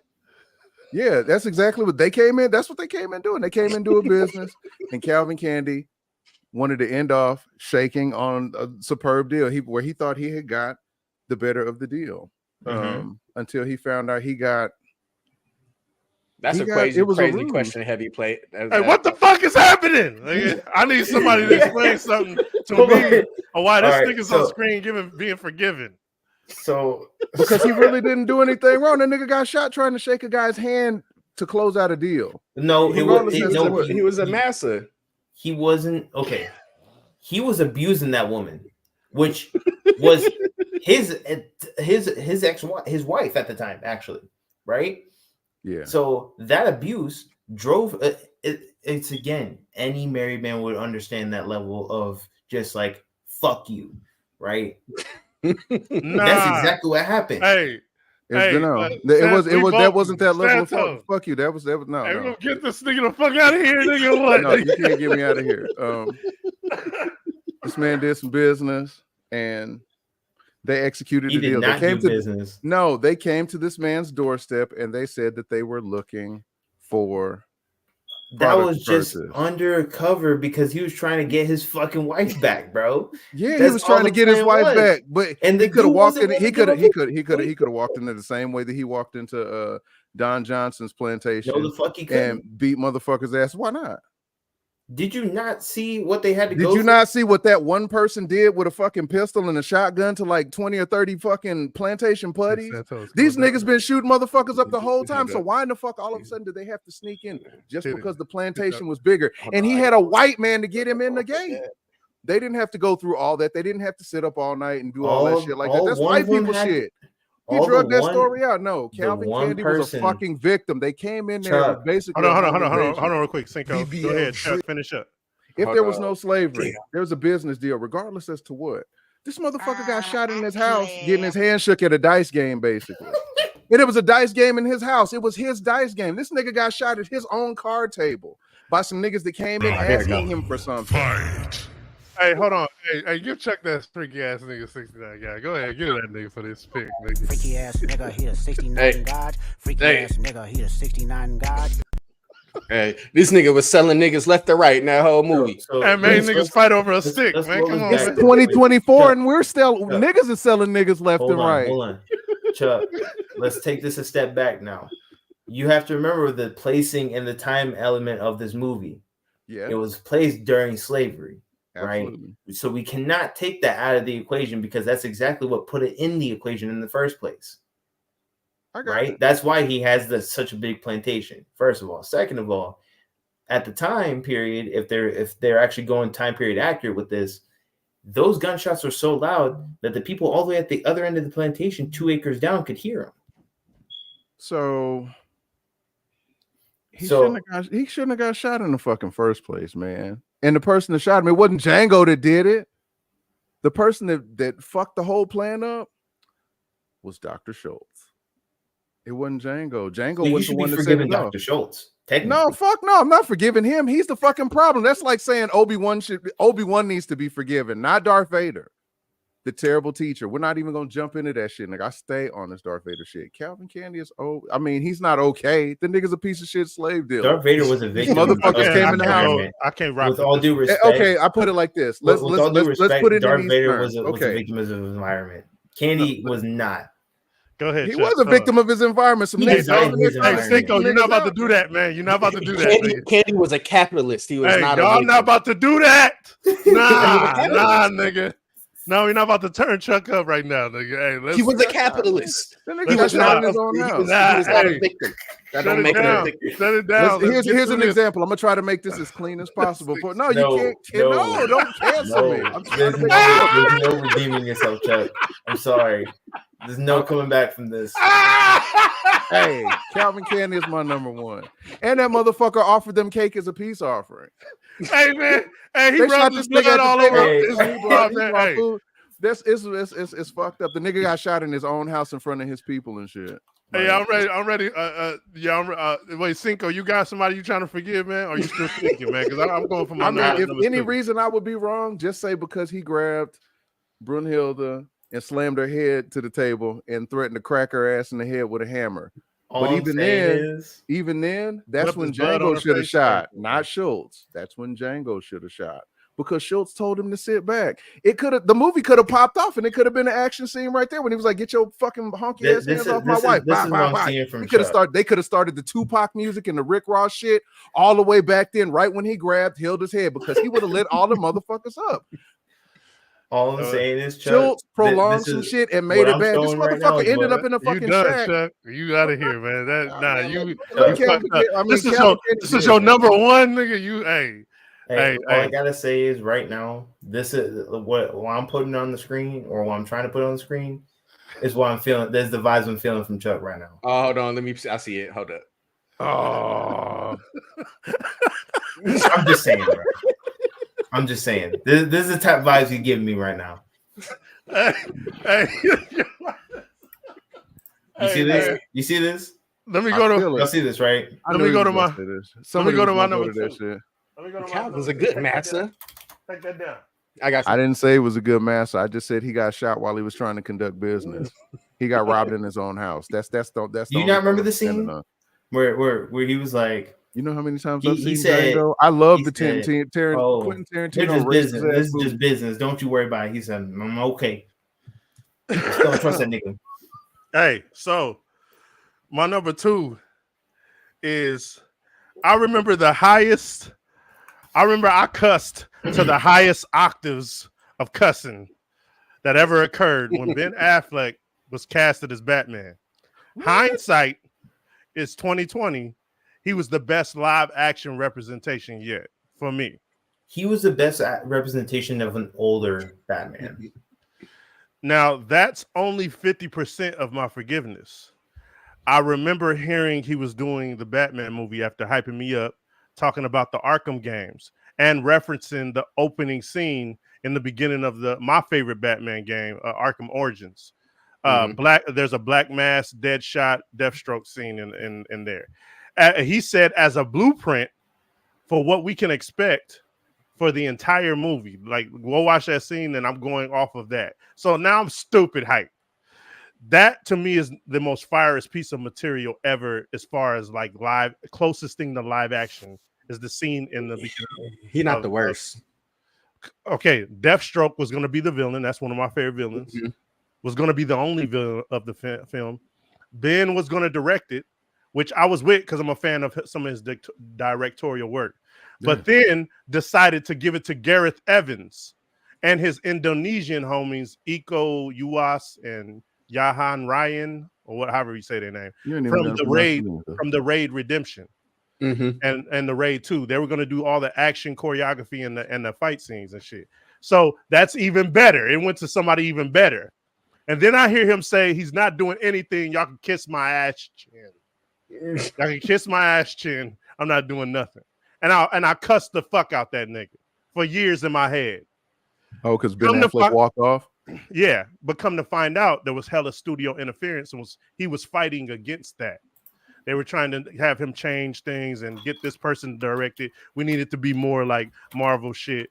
So he was like, fuck y'all, I'm not doing nothing. He was a fan. He was going to do some Deadpool shit. Like Ryan Reynolds. No, he was going to do some fan shit. He's a nerd. He's a nerd of Batman. He knows the things. Yeah. Just for you referencing that scene in Arkham Origins, like you understand. All right, I got my first one. And interrupt you. So real quick, so Ben Affleck, I would like to apologize to you publicly here on Forgiveness Day, because I didn't know you was fighting the powers that be. So yeah. That's my number 2. So, what y'all got? Can Ben Affleck stand in for Calvin Candy? Because he's an honerary black man right now, and the niggas with J-Lo right now. So nah, man, he's winning, dog. Well, he invited to the cookout because he fuck with J-Lo. Because Well, J-Lo brought her to the cookout. Like, what you think wrong with J-Lo? J-Lo can't find nothing. I don't think J-Lo invited to the cookout no more. She ain't the same. She ain't a fly girl no more.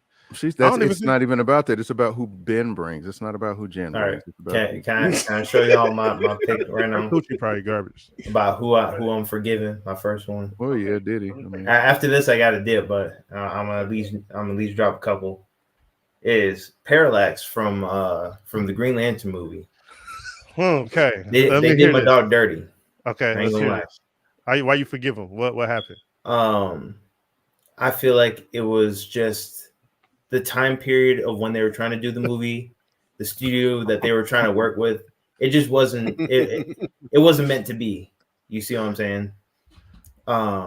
If you look here closely, right, they started out with like a decent form, but then it just turned into like this mutated fetus. Yeah, that shit was ass.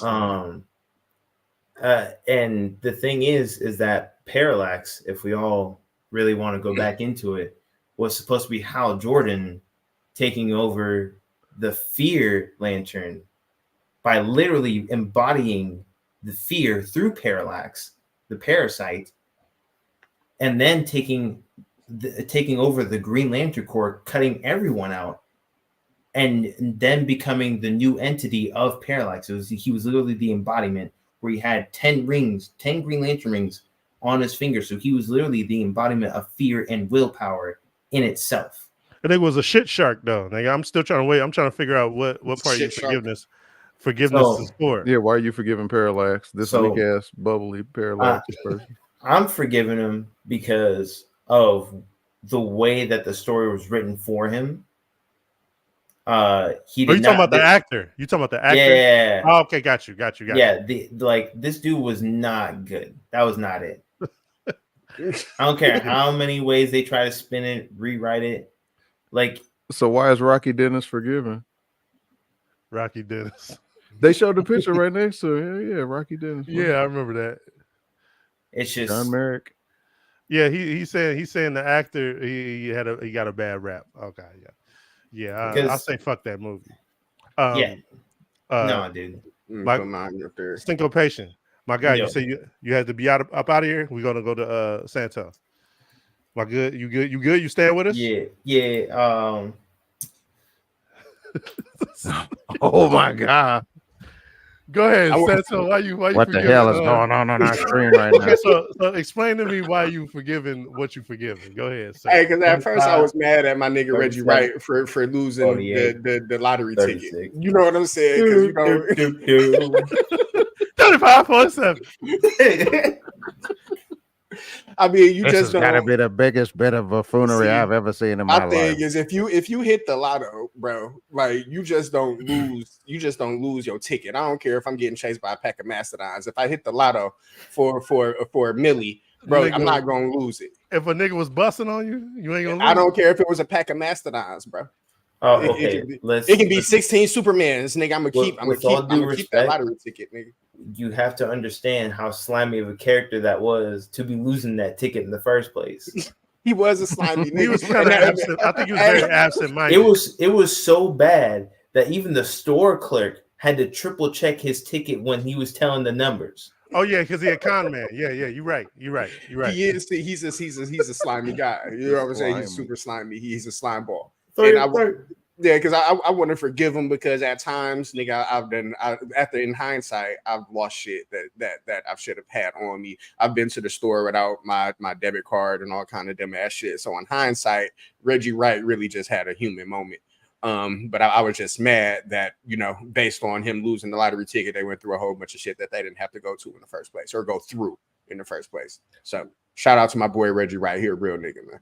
That's why. When you're in these situations, you this type of person, you just keep your mouth shut. Chuck, who you got, man? You got who you got? Slave Master number 3. This nigga finna pick the Grand Wizard. Hey, what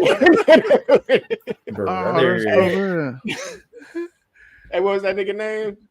Hold on, real quick. Let's see. Hold on, let me show y'all something. I got something to explain to y'all. Who has forsaken me recently? Here we go. Eva Mendes went crazy. I ain't gonna lie. She went crazy. Y'all know who that is? Right that's there. That's from Jungle Book, ain't it? Yeah. Bro. Hey, as a kid, I hated this motherfucker. But because he was the villain of the movie. But hindsight, hey nigga, he told them niggas, hey, you can't have no motherfucking man cub up in the shit. After finding out these niggas brought the cub in there, he was like, man, y'all gonna have to get rid of that motherfucker. He gonna do us harm. Right. And it was like, nah. That motherfucker went to the human thing, brought back the fire, and lit the shit on fire. Like, he lit the jungle on fire. And he told he damn near was right. Exactly, he was. He was like, hey, he got Baloo thinking he a damn pilot, nigga, in Tailspin. hey, Baloo became a pilot, nigga. Y'all done fucked that nigga up with that trauma, nigga. He was a pilot and a son, and he flew. He went to. Baloo was like, I am nowhere. I'm nowhere and everywhere. Fucking bare necessities, nigga. Hey, yeah, he went from worrying about the bare necessities to going to flight school, nigga. He was like, I gotta get the fuck up out of here, nigga. This nigga is a retard. Hey, shout out Shere Khan, man. You was right, my guy. You was right, man. Santo, you got another one, man? Because I got another one right after this. No, I only had 2. Right? Okay, yeah, hold on. Hold on. Hey, I got another one. Hold on. All right. Oh, you guys have 5? Yeah. I would have said somebody from wrestling, but if you guys don't watch it. No, fire. That would have been dope. Yeah. All right, I got mine. All right. Okay, go ahead. It's going to be from the Star Wars Force Unleashed video game, General Ram Coda. This dude was the biggest hater for no reason. He, to me, added 0 plot to the entire fucking game. It was just another fucking puzzle and another extension of the fucking storyline that was not necessary. Why do you forgive him? I'm forgiving him because I grew up and realized that he was fucking right. He told Starkiller, hey, you know what? What's done is done. Leave it alone. At least you're alive. Accept it for what it is and move the fuck on. Hey, Chuck, right? Are you familiar with what he's talking about? No. Okay. What game is this from? Star Wars The Force Unleashed. No. That game is fire. I love part 2. I never finished it. The first one was better than 2 in my opinion, but that's just me being biased. I agree. Right. So then find out in the fight that you have in the first game, you blind him and send him in the vacuum of space. Later, you find him on Cloud City for whatever freaking reason. And then you find out later that he was just like, hey, after I traveled into the caves of Dagobah, I've realized that you're on the wrong path. And what does Starkiller do? He says, okay, cool. Continues going on the wrong path. Then has an ambiguous death. Gets to the second game where you don't know if he's a clone or he's the real Starkiller. Because the first game had multiple endings. So there ain't no canon shit to go by? No. And the worst part is they removed the whole entire game series from canon in the first place because it would literally break the game. I mean, it would literally break the franchise because guess what you were able to do in the first game with the Force? You were able to hold a freaking Star Cruiser in the middle of the sky. Right, let me show y'all something real quick. So I forgive General Ram Coda for doing what he did for Starkiller and trying to attempt at making him into a decent person and not just go balls to the wall trying to kill everybody.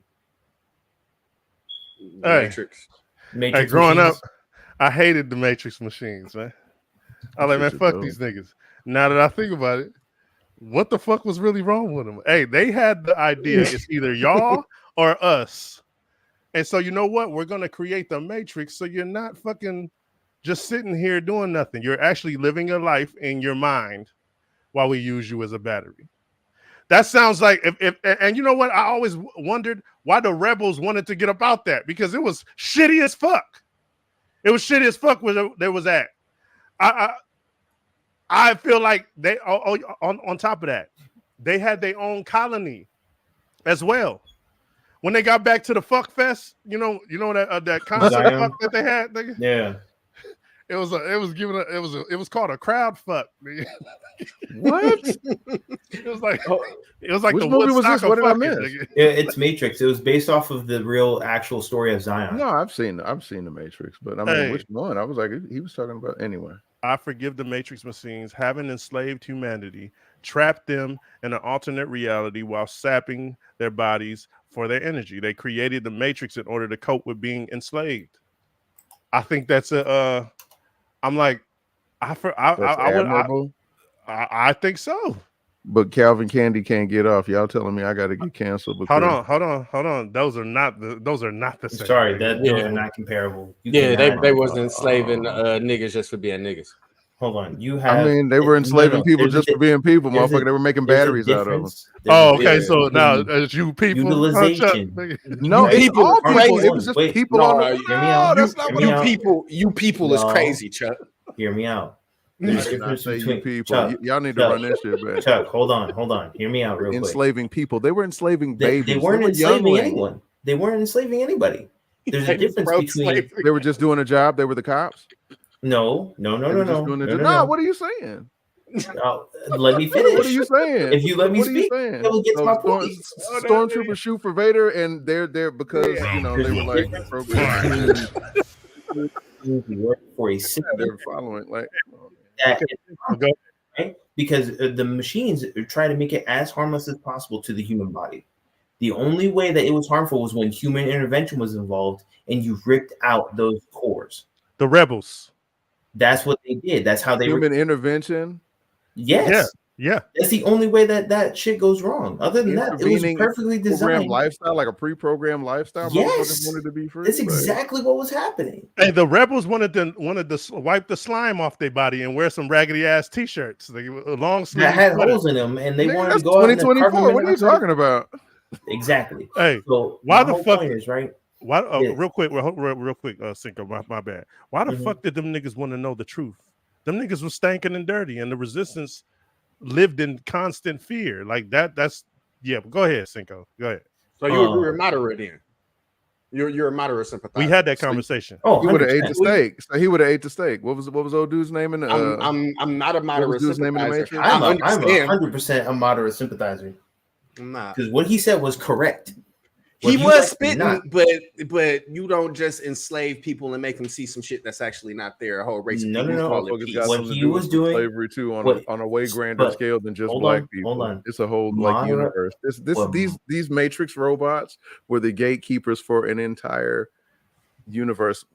It's just like talking about Thanos versus Magneto. Think about scope. Wait, hold on. Magneto's a good one. Hold on, Cinco, go ahead. Get off what you're trying to get off. He's trying to get something. Go ahead. So going back to the original argument, between Candy and the machines, right? Yeah. Candy was harmfully inflicting slavery, right? You're right in the sense where they're both in forms of slavery, right? Whether you're being a battery or you're working on plantation. Right. But if you're talking about the machines weren't harming anybody. They literally modified the human body to fit the needs while also sustaining the human body in a harmless fashion. Because if you notice, everyone who woke up was perfectly unharmed. All they had was this weird wire connecting in the back of the head that popped out because it ejected them. Right. Right. So at the end of the day, they weren't hurt. No one was harmed. No harm, no foul. Hey, Keanu Reeves was hurt when he took that shit out of him. He's like, oh, that thing was fucked up. Well, yeah, because he wasn't supposed to be waking up. A good form of slavery, indentured servitude. The machines had a it's either them or us mentality. So how about we give them a way to escape? I don't see how that's. Why would you willingly want to be conscious and be a battery? Yeah.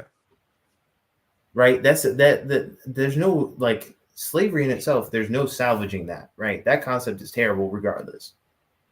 But this was their way to coexist. This was their way to coexist with people. So instead of enslaving them, they just said, hey, we're just going to knock you out and make you our battery so that we can be powered.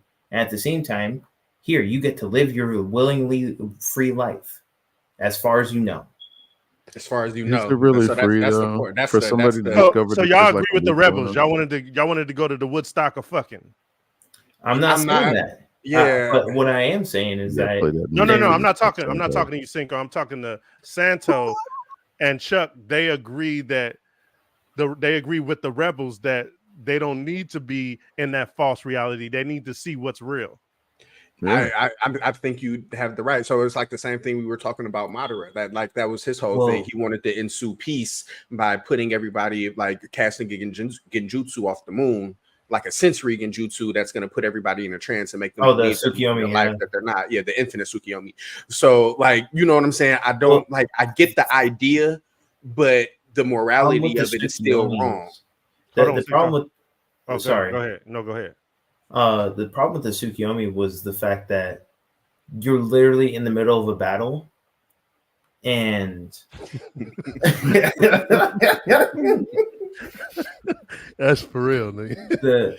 The problem with the Tsukiyomi was that they were in the middle of a battle, and everybody already had their connections. Everybody had their ideal lifestyles as they saw it, and you're giving them now the excessive amount of the dopamine hit of, oh my gosh, my life is amazing, I get to do these things.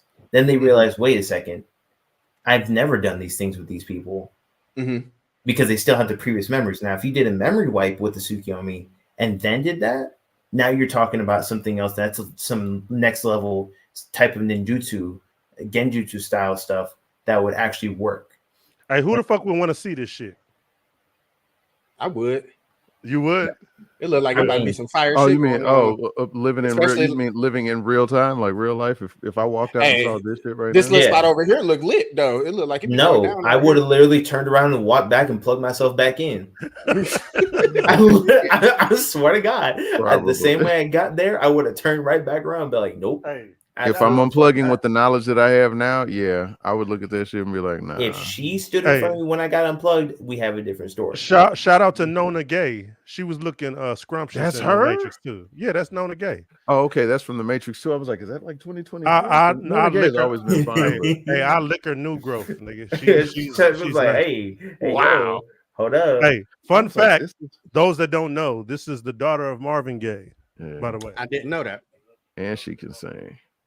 Kinda. Yeah, she can. She was in Blood and Bone too, looking good as fuck too. But yeah. Anyway, hold on, I do got one. I want to put up real quick because yeah. You say cue the music, Chuck? Yeah, he was growling for Nona Gay. Nah, I shook it off, man. He shook it off. Hold on, I do want to forgive this girl right here. Sakura? I hated this. There's no forgiving her, bro. I hated her for the most worthless person on the place. I want to hear this. Why you forgive her, man? What's up? So trash. In hindsight, so there's a lot of things that she did wrong, but there's one particular situation that I'm talking about. Naruto kept putting himself. Not Sasori. That was Chiyo's dub. That wasn't Sakura's dub. But there was a point in time where Naruto was looking for Sasuke, and he was doing whatever he could to find Sasuke, putting himself in situations where he was going to die. He's a Jinchuriki, so you actually have the Akatsuki out here actively pursuing you while you're pursuing another nigga. Like, you know what I'm saying? And they're trying to take the nine tails out of you. So what she tried to do, it is shitty. She confessed her love to a nigga that she knew was in love with her, that she didn't really have any feelings for. You know what I'm saying? And that's a shitty thing to do. Naruto handled it like a G, but it's a shitty thing to do for someone when you know that they have feelings for you and all of that. But the reason why I forgive her is, for one, Kishimoto wrote her stupid, you know what I'm saying? But for two, she was actually just trying to save Naruto's life, because even though she wasn't in love with him, she did value that nigga as a friend type shit. And she didn't want him to lose his life because he was out trying to bring Sasuke back. She's like, I'd rather go find Sasuke and die than let you do it when you got so much to live for type shit. You know what I'm saying? So I do forgive Sakura for that, even though she had a lot of shitty moments. In hindsight, I think she was trying to do the right thing. I got one more. With all due respect, on top of that, with all due respect, fuck no. Because of two reasons. First one being, this is that when that happened, that specific scene that you're talking about, the reason why you're forgiving her, when that happened, right? She had already almost died 3 times. One of them was almost to the hand of Sasuke. Yeah, he tried to stab her, like hit her with the Chidori. He literally tried to kill her and was going blind while he was doing it. So he definitely would have accidentally hit a non-vital point, trying to hit a vital point. So 1, 2. But what does that have to do with Naruto, though? That's Naruto just was her able looking to clap his ass when they were freaking kids, bro. He was literally toe to toe with him. I wouldn't call that a clap. You talking about the water tower fight? Huh? You talking about the water tower fight when he? No, I'm talking about the waterfall fight in the Shonen Jump before Shippuden. Okay, so when they were kids fighting in Final Valley. Yeah, so they were already almost level, like literally peak level almost then, right? Then Shippuden arc happened. I think Sasuke was stronger than that nigga at that time. You might want to be careful with that one. The reason why I say that is because Naruto at the time was really, really well versed in taijutsu. His taijutsu was top tier, almost comparable to Rock Lee's, right? Then on top of it, I wouldn't really go that far neither because Raku is comparable to Neji. Hold on, but what I'm talking about is Neji had the Byakugan to help him with that. True enough. Respectfully, Naruto beat Neji in a taijutsu fight, even with his chakra points being blocked. Plot, but yeah, he did. I go. It is what it is, right? Mm-hmm. Because again, Naruto's Jinchuriki, all Neji had was Byakugan, which RIP my boy, because he did not deserve to die that way in the war. I'm just saying. Yeah. Even though Suzuki say the Bakugan is like the most potent, it's not a genjutsu. What do you call it when the Kekkei Genkai? It's not a Kekkei Genkai. Kekkei Genkai is like lava style or atom style. It's like an ocular jutsu, and I forget the exact name of it, but it's like passive. You don't have to activate it. A Kekkei Genkai is just like a clan trait type thing that you can use jutsus for. But that's what the Hyuga clan was known for. Let me get this. Yeah, they were known for their Bakugan. Yeah, I heard Bakugan, Shurigan, Karakakan. Like, hey, I hate Naruto.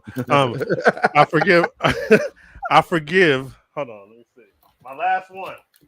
Here we go. Let me share this screen real quick. I forgive this man, right?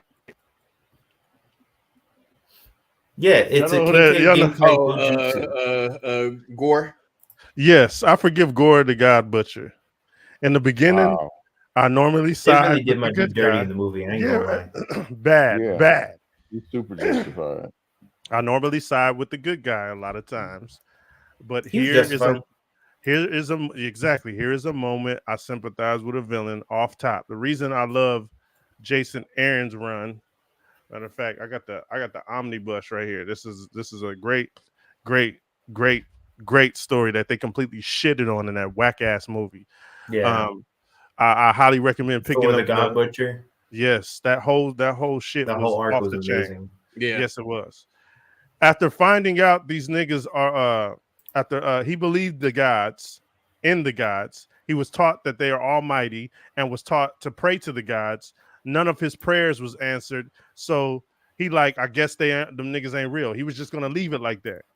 After finding out these niggas are real, they rule over worlds and they don't do shit for their followers. They sit around fucking, drinking, doing all the things that they say are immoral, not looking after motherfuckers, people dying of starvation and war. He like, I'm gonna destroy all these bitch niggas, man. So that's in a nutshell. That's why Gore was heated. And I feel like, yeah, you're goddamn right. If I have the ability and my people dying, my parents is dying, people, and I'm sitting here praying and praying, come to find out y'all are real. Y'all just doing all the things that y'all say don't we care. Can't. Fuck you niggas, man. Yeah. All right, Gore. I mean, he got physically kind of assaulted by the gods. They were like, he really did too. What are you doing here? So real quick, I just want to, start pulling some shit like Psych does. You know what I'm saying? So I just really wanted to show him that the Byakugan is a Kekkei Genkai.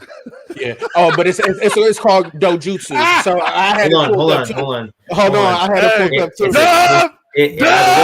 Either way, it's a Kekkei Genkai. Is that a dub? Are you about to get up out of here with a dub? It's called the dojutsu because it's strictly ocular. So a Kekkei Genkai is a clan trait where you mix two different natures and you can create something else. A dojutsu is a passive ability, like the Bakugan, like the Sharingan, like the Tensen Ringan. They're all passive abilities. Hey, hold on. Can I'm defending it though. You see what it says right there? It says Kekkei Genkai. But wait. Only Kekkei Genkai. Hey, Cinco, he ain't gonna let you talk because only possessed by who? Because it's only possessed by two clans, which is the Suzuki clan and the Uchiha clan. No, and the Hyuga clan. What you talking about? The Sharingan? I'm talking about the Byakugan. Yeah, so that's possessed by the. We're talking about it's a dojutsu. They're both the same thing. It's a dojutsu. Not necessarily. Because hold on, there's a dojutsu that's associated that's outside of the main two clans, right? There's a lot of different dojutsus. Right, but here's the thing: is that a KK Genkai dojutsu is different than your average dojutsu because dojutsus are usually transferred and right. And the KK Genkai dojutsu is different from just a regular KK Genkai. Like Haku, when they first fought Haku on the bridge, nah, that's not. So the Ice Mirror is not a KK Genkai, bro. It's not something specifically for Haku and his clan can do. Hey Craig, who lying, man? Hey, jump in the chat. Who lying? I'm asking the question. So Haku didn't possess a KK Genkai when he fought Sasuke and Naruto and Kakashi on the bridge. That wasn't a KK Genkai that Haku was using. I didn't say it wasn't. It has nothing to do with the dojutsu, though. Hey, somebody get Bobby in here, man. Why is Sakura forgiven because she was whack? Hey, real quick, let me see if Bobby will jump in here. Nigga. Hey, I need to see who lying, nigga. Somebody lying. Hold on, we're gonna get Bobby in here. Yeah.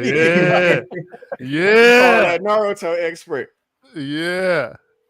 Somebody lying in here. You say somebody lying. I'm calling the police. Yeah, hey, sound like somebody lying. Hold on, I'm finna put the link in that chat. Please jump. Hey, please jump on the show real quick. I need you to find out who's lying, man. I need an expert. I need a Naruto expert. Hurry up, man. Come on, man. I need you to jump in there. I'm putting the link in there now. Yeah. Hey, I called the police on you niggas, man. Go ahead. Stand by what I said, bro.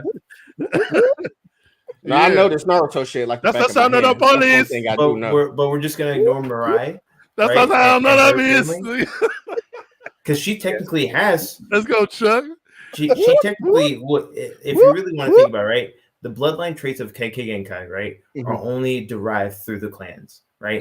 Dojutsus can be taught to other people that are not in the clans. They can. All they have to. Yes, they can. Like what? You can't teach somebody a Sharingan. You can't teach somebody a Bakugan. You can't teach somebody a Tensei Ringan. Like those are specific things to that clan. You can't teach that. The only way that you'll be able to use it if you have like an outside source, like Kakashi had a Sharingan from the Uchiha clan. Therefore, he was able to use that dojutsu. But it wasn't taught to him. It was given to him type shit. Right. Like same thing with Pain in the Rinnegan. Like Madara gave that nigga the Rinnegan. The transplanted eyes. Right. So I'll give you that one. Right. How do they? Wait a minute. How does that work? Don't you have to train to like get the fucking skill regardless? It's just whether or not a gatekeeper or somebody who is skilled in that set is it's like if you're able to do it, like you can train as much as you want to, but if you don't have the bloodline trait to get a Sharingan, you're not going to get it. Well, look at Danzo, right? Look at Danzo, right? Bloodline. Danzo literally took the Hashirama cells and allowed himself to be covered in Sharingan, so he can use the different Mangekyo versions and use different abilities out of them, right? But he wasn't taught that. He stole those. He killed Uchiha and stole them. He still learned the jutsus though that are associated with them. From dead people. What he got blood? He actually stole them from while they were alive. Yeah, while they're alive, he'll take their eyes and shit. But because once you die, once the owner of the said dojutsu dies, that ability is lost with them. That's why the entire clans, a lot of clans were erased. I don't think that's true. Because Itachi was still able to use Kodomatsu. Damn, I forgot the name of Kodomatsu Kami, even though he was reanimated. Hold on. But we're talking about the reanimation jutsu. The reanimation jutsu is different because now you're pulling this person's spirit and adding chakra into their body. But he was still dead, though. Hold on. You shouldn't be able to possess not necessarily true because you're pulling the soul and the chakra, you're literally infusing it into their previously dead body. So now you're reanimating that body, meaning now it's got a chakra line that's actually using and able to use jutsu out of. Otherwise, he wouldn't be able to use fireball jutsu, one of the most basic fire element jutsus that there are. Then you have not the specific fact that to the Uchiha clan, but they shit. Hey, okay, real quick, Cinco, give.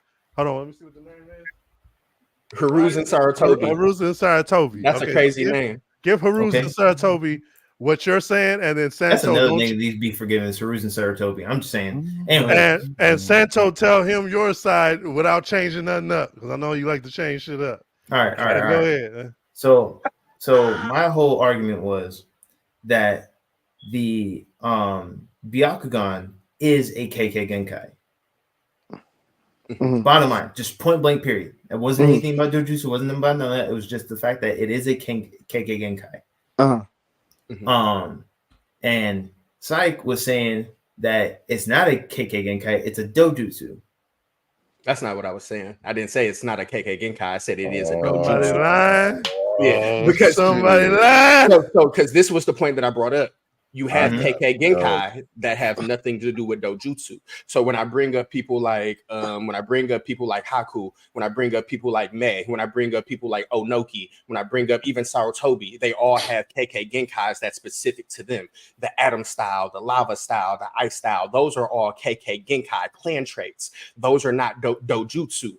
So when you're talking dojutsu, those are a specific type of passive abilities, like the Bakugan, like the Sharingan, like the Tensen Ringan, like all of those different things. They don't necessarily need a jutsu in order to do it like that, like a KK Genkai does, because it's activated with their vision. So he just needs to have another nigga's eyeball. Now, Haruzen, what lie did you hear? Who lied? Right, so dojutsu is really, it's like eye technique. That's the translation for it, if I'm not mistaken. So if you got a Byakugan or a Tenseigan, well, you know, the Tenseigan is kind of like a dojutsu and kind of like a Kekkei Genkai as well. So I think I'm confused. Like, what's like? Because there's certain are you saying that? Are you saying that? He's like giving me context. Are you saying that that dojutsu isn't a Kekkei Genkai?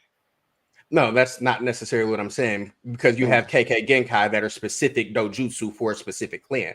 But at the end of the day, it's a dojutsu. Yes, eye technique. Yeah, it's a dojutsu. A KK Genkai can technically be used by anybody from that clan trait. So if I know how to do lava style, my nigga, that's a KK Genkai. It has nothing to do with Bakugan or Sharingan or actually lava style is not a KK Genkai. It's actually just a fusion of two different elements. Yeah, well, you can't really. The same thing as ice style. It's harder. KK Genkai is bloodline technique, right? So right. So means, like the bone technique, the bone jutsus and stuff. That's a KK Genkai. That's a KK Genkai where he didn't have to do jutsu. So I'm looking at something right now. It says a corrosion style or lava style is a nature transformation KK Genkai, bro. Yeah. And that's from the Narutopedia. I think. Did you lie, man? No. So, but it's weird though, because there's been many characters that are not within that clan that have used that technique. I just want to know who lied, Bobby, because we trying to end the show on a lie. So all I'm saying is a dojutsu is a specific type of KK Genkai. Not every KK Genkai is a dojutsu, but every eye ability is a dojutsu, bro. So you can't just slap KK Genkai on everything because it's not gonna fit everything. You know what I'm saying? But a dojutsu, every Sharingan is a dojutsu. Every Bakugan is a dojutsu. They're all dojutsus, but they're not. So that means you got to cut a motherfucker's eyeball out and keep it in your back pocket in order to have that skill or that ability. Yeah, exactly. Yeah. Okay, you walking around with a necklace with a nigga's eyeball. Shout out to Cinco coming on here and lying, man. I'm trying to figure out what's the. I wasn't really lying. I was right. Yeah, they're both kind of right. You know hey, nah, but we need a liar. We need a liar. So who was the writer? So I would have to. Okay, can I read that? Every dojutsu. It's a combination of fire and earth chakra that allows the user to create a variety of materials, including lava, rubber, lime. But that's so stupid because when Naruto was Sage of Six Paths, he literally used that style. I don't see anybody's eyeball. Yeah, so that's kind of redundant. If they're gonna say it's a nature transformation, KK Genkai. Bro, when Naruto was the Sage of Six Paths, he created. He did lava style. Where the eyeballs at? Naruto was the Sage of Six Paths, bro. He possessed the creation of all things jutsu. So at that point, there was nothing Naruto couldn't do because he had the Sage of Six Paths. Right, so he surpassed the KK Genkai. So technically, that doesn't apply. The nigga that takes eyeballs is a freaky ass nigga. Right, for sure. Hey, Craig, don't do that, bro. Don't come in here lying. You get you up here. Craig knows what's up. Hey. With that being said, Craig hating on black creators. Man, this nigga said cancel me too, but I still, he said that to black people. Look how you talking to black people, man. Hey, Cinco, thanks for stopping by. Hey, we fucked with you, Cinco. We had a lot of fun. Okay, yes, sir. Sharon Gan, Haruza, man. Thanks for coming in the dark. Oh, that nigga just left. He just faded the fuck out. He blinked. That was his. Yeah, that was his dojutsu, nigga. Whatever. Hey, I didn't even read Chucky's name. Chucky T, the Ebony Maw, no Diddy. Yeah, I had to change that shit up. I went through a couple of changes. Yeah, all right, y'all. Hey, whenever we get on here, like, share the live, share the subscribes. Oh, that's me. Do that. Share the subscribe. I'm niggified over here. Oh yeah. Hey, see, Tanya. Yeah, it wasn't. You know what? I ain't gonna say nothing. We all black. Did you just put a jacket on me, bro? No, I was about to put a jacket. I almost put a jacket. Oh man, I almost put the jacket on. I'll redeem myself next week. All right, y'all. Thanks for checking us out, family. He was innocent. All right, Craig.